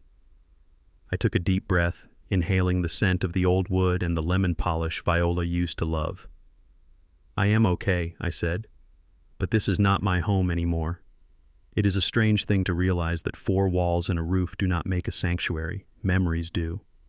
And my memories here had been poisoned. Every corner held a shadow of betrayal. The dining room table where we used to have Christmas dinner was now the place where Darnell flipped the plates in rage. The living room was where Tiffany had plotted my demise. I could not sit in my armchair without remembering the fake doctor and the blue pills.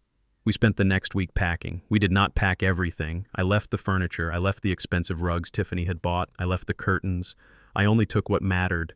I took Viola's china. I took my record collection. I took the photo albums, carefully removing the pictures of Darnell and placing them in a separate box, not to be thrown away, but to be stored in the attic of my mind, a tragic history I had to accept. I put the house on the market on a Tuesday. By Friday it was sold. A young couple with a baby on the way bought it. I watched them walk through the garden talking about where they would put the swing set. They saw a future here. I only saw the past.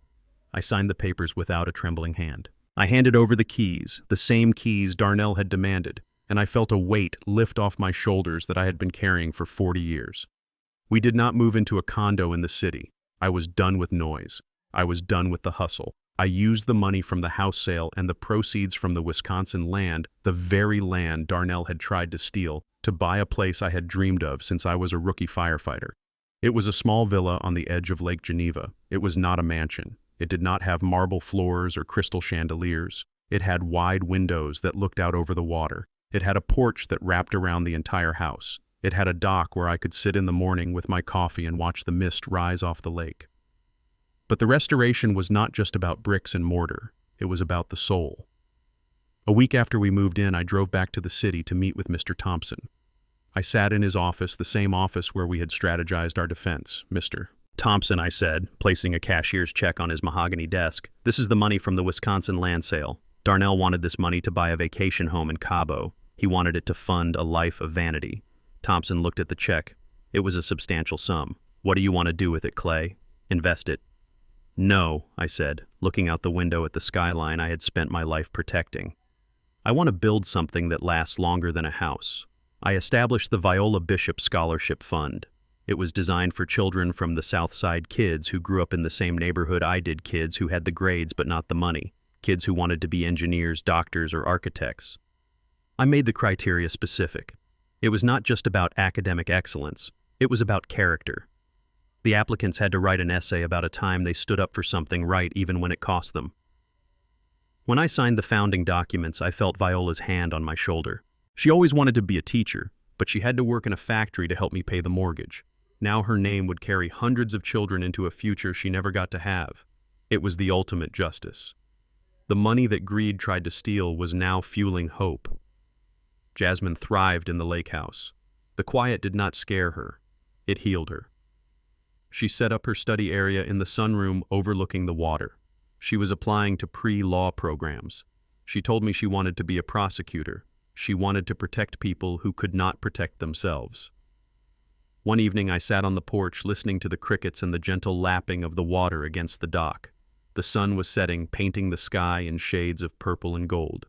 Jasmine came out with 2 mugs of tea. She sat next to me on the swing.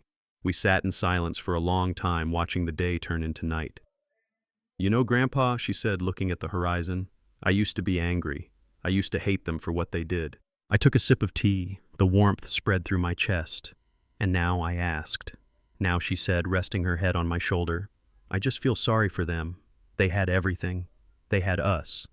And they traded it for nothing." I put my arm around her. "That is the tragedy of greed, baby girl," I said. "It makes you starve while you are sitting at a banquet. But look at us. We have the lake, we have the tea, and we have the truth." I looked at the water. I thought about Darnell sitting in his cell. I hoped that one day he would find peace. But I knew that my peace was right here. I had reclaimed my life. I had pruned the dead branches from my family tree so that the healthy ones could grow. The restoration was complete. I was not just Clarence Bishop the victim. I was Clarence Bishop the patriarch. And for the first time in a long time, the foundation under my feet felt solid. It took me a year to get into my car and drive to Stateville Correctional Center. For 12 months, I sat on my porch looking at the lake, letting the water wash away the memory of the courtroom and the sound of the handcuffs clicking shut. I needed that time. I needed to mourn the son I thought I had before I could face the stranger sitting in a cell. The drive was long and gray. The prison rose out of the cornfields like a concrete scar on the landscape. It was a place of iron and razor wire, a place designed to strip a man of his soul. I walked through the security checkpoints, leaning on my cane, enduring the pat-downs and the metal detectors. The guards looked at me with a mix of pity and respect. They saw an old man in a nice suit. They did not know the war I had fought to get here. I sat in the visitation room. It smelled of industrial cleaner and stale fear. The air was thick with the murmurs of broken families trying to bridge the gap across stainless steel tables. I folded my hands and waited. When the door on the far side opened, my heart gave a painful thud. I had prepared myself, but nothing prepares a father for seeing his child in state-issued yellow. Darnell shuffled in. He was unrecognizable. The man who had worn Italian silk suits and bragged about cryptocurrency was gone. In his place was a shadow. He had lost 30 pounds. His skin was sallow, his hair thinning and unkempt, but it was his eyes that hurt the most. They were not humble. They were hollow, burning with a low, resentful fire. He sat down heavily on the metal stool. He did not say hello. He did not ask how I was. He just looked at my suit, then at my watch, then at my face. "You look good, Dad," Darnell said, his voice raspy and thin. "You look like you haven't lost a minute of sleep while I have been rotting in here." I looked at him calmly. "I have slept, Darnell, but I have not forgotten." Darnell let out a bitter, cracking laugh. He leaned forward, his chains rattling against the table. "Forgotten? How could you forget? You put me here. You and that high-priced lawyer of yours. You could have stopped it. You could have told the judge it was a mistake. But you wanted to teach me a lesson, didn't you? Well, congratulations. I am learning. I am learning that family does not mean a thing when money is involved." I stayed silent. I let him pour out the poison. "And Tiffany," he continued, his voice rising in pitch, "do you know she got a plea deal? She turned state's evidence against me. She claimed I forced her to do it. She is out in 3 years. I got 10, Dad. 10 years because I am the one who signed the paper, because I am the one you testified against." He slammed his hand on the table. A guard took a step forward, but I held up a hand to stop him. "Is that what you tell yourself at night, Darnell?" I asked softly. "That you are the victim?" "I am the victim," he hissed. "I lost my wife. I lost my daughter. I lost my freedom. And you are out there living in a lake house spending the money I tried to secure for us. Do you even care? Do you even have a picture of me in that house? I looked at him, and for the first time in my life, I saw him clearly. I did not see my son. I saw a man who was addicted to his own innocence. He was 43 years old, and he was still waiting for me to fix it. He was still waiting for me to pull out my checkbook and make the bad things go away. And that was my fault. I realized then that the crime wasn't just his. It was mine too. I had spent his whole life shielding him from the rain so he never learned how to build a shelter. I had bailed him out of debt. I had bought him cars. I had silenced his critics. I had loved him so much that I had crippled him. I leaned forward. The plexiglass barrier was cold against my fingertips. Darnell, I said, my voice steady and low. I spent 40 years trying to give you the life I never had.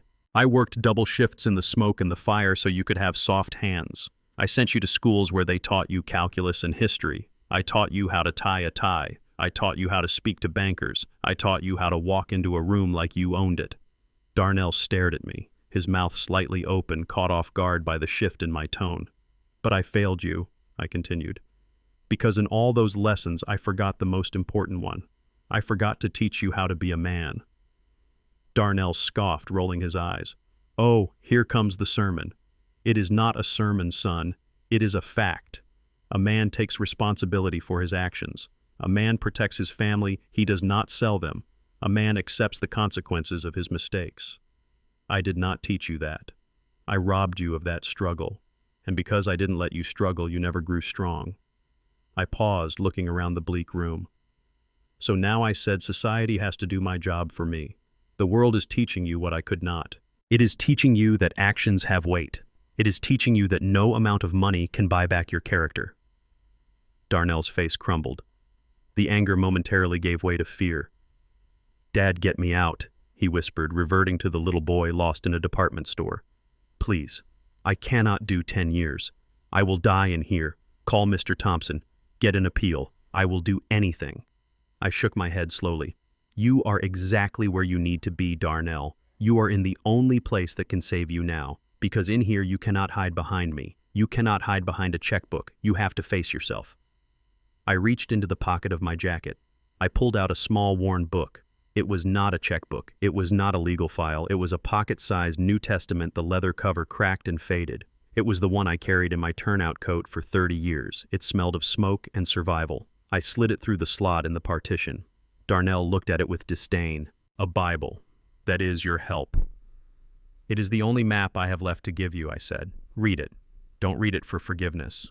Read it to understand that even the prodigal son had to walk through the mud before he could come home. You are still in the mud, Darnell, and you have to walk out of it on your own. I stood up. My knees popped a reminder of my own mortality. I looked at him one last time. I memorized his face, not the face of the inmate, but the face of the possibility that still lived somewhere deep inside him. Goodbye, Darnell, I said. Dad. Wait, he shouted, standing up, his chains clanking loudly. You cannot just leave me. When are you coming back? When will I see you? I did not answer. I turned my back on him. Dad. Look at me. Dad. His voice cracked, turning into a sob that echoed off the concrete walls.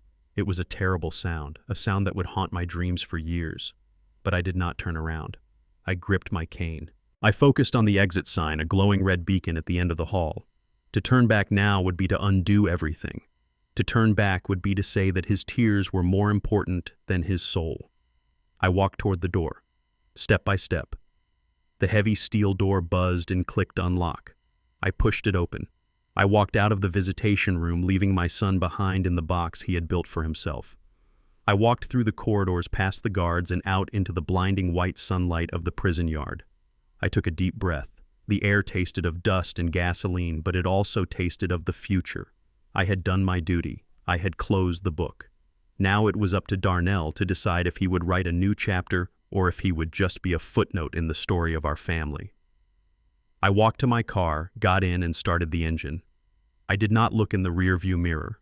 I put the car in drive and headed toward the lake where the water was calm and the slate was clean. The sun was beginning to dip below the tree line, painting the surface of Lake Geneva in shades of burnt orange and deep violet. I sat on the end of the wooden dock, my legs dangling over the edge, my old fishing rod resting comfortably in my hands. Beside me, Jasmine was baiting her hook. She did not wince at the worm anymore. She handled it with the same precision she used to handle her textbooks. It had been 6 months since I walked out of that prison. 6 months of silence. 6 months of healing. The lake was quiet. There were no shouting voices here. There were no slamming doors. There were no lawyers in expensive suits trying to dissect my life. There was only the sound of the water lapping against the pilings and the rhythmic chirping of the crickets tuning up for their evening concert. Jasmine's phone buzzed on the dock between us. Usually I would tell her to ignore it. I would tell her that fishing requires focus, that the fish can hear a ringtone from a mile away. But today was different. Today was the day the notifications went out. She froze. Her hand hovered over the screen. She looked at me, her eyes wide with a mixture of hope and terror. "Go ahead, baby girl," I said, nodding toward the glowing screen. "Open it." She picked it up. Her thumb hovered over the email icon. She took a breath that seemed to last a lifetime. Then she tapped the screen. I watched her face. I watched her eyes scan the text. For a second, she did not move. She did not breathe. Then she dropped the phone. It clattered onto the wooden planks. She turned to me, and tears were already spilling over her cheeks. But these were not the tears of fear I had seen in the courtroom. These were tears of pure, unadulterated joy. "Grandpa," she whispered, her voice trembling, "I got in. It is Harvard Law, full scholarship." I reeled in my lines slowly. I set the rod down. I looked at my granddaughter, the girl who had hidden in the shadows of a broken home, the girl who had been brave enough to spy on her own parents to save her grandfather. "Harvard," I said, letting the word roll around in my mouth. I looked out at the water. I thought about Viola. I thought about how she used to scrub floors in houses she wasn't allowed to live in. I thought about the red lines on the maps that tried to keep us in the ghetto. I thought about Darnell sitting in a cell blaming the world for his failures. And then I looked at Jasmine. She was the victory. She was the restoration. I stood up. My knees didn't hurt today. I pulled her into a hug, and she buried her face in my shoulder, sobbing happy tears into my flannel shirt. "You did it, Jasmine," I said, holding her tight. "You did it." "No, Grandpa," she mumbled into my chest. "We did it." I pulled back and looked at her. The wind blew across the lake, cooling the heat of the day. I felt something change in my face. The muscles around my mouth, which had been set in a hard, grim line for so long, began to soften. The weight in my chest, the heavy stone of betrayal and anger, finally dissolved. I smiled. It wasn't a polite smile for a neighbor. It wasn't a sarcastic smile for a lawyer. It was a real, genuine smile. It started in my heart and worked its way up to my eyes. It felt strange and wonderful all at the same time. We sat back down as the stars began to appear one by one. We didn't talk much after that. We just watched the bobbers dance on the dark water. I realized then that peace is not just the absence of war. Peace is the presence of the right people. I had lost a son, but I had saved a family. I had lost a house, but I had found a home. The line on my reel went taut. A fish was biting. I grabbed the rod. Jasmine grabbed the net. We were a team. "Pull it in." "Grandpa," she laughed. "Pull it in." I cranked the handle, feeling the fight on the other end. I was 74 years old. My hands were scarred. My heart was patched. But as I pulled that fish from the water under the light of the rising moon, I knew one thing for sure. The fire was out, and the water was fine. We often believe that family is a sanctuary, a bond that cannot be broken. But blood is biological. Loyalty is a choice. As a father, I learned the hardest lesson of all: enabling a child's greed is not love, it is destruction. By shielding Darnell from the consequences of his actions, I crippled his character. My justice wasn't about revenge. It was about finally letting him face the world he tried to manipulate. True dignity lies not in how much you can endure in silence, but in knowing when to stand up and say, "Enough." Protect your peace, even if it means pruning your own family tree. Thank you for listening to my story. If you have ever had to make a hard choice to protect your own peace, I want to hear about it. Tell me in the comments below which city you are listening from. And if you believe that justice is worth fighting for, hit that like button and subscribe to the channel. There are many more stories to tell, and I will be right here waiting to share them with you. See you in the next one.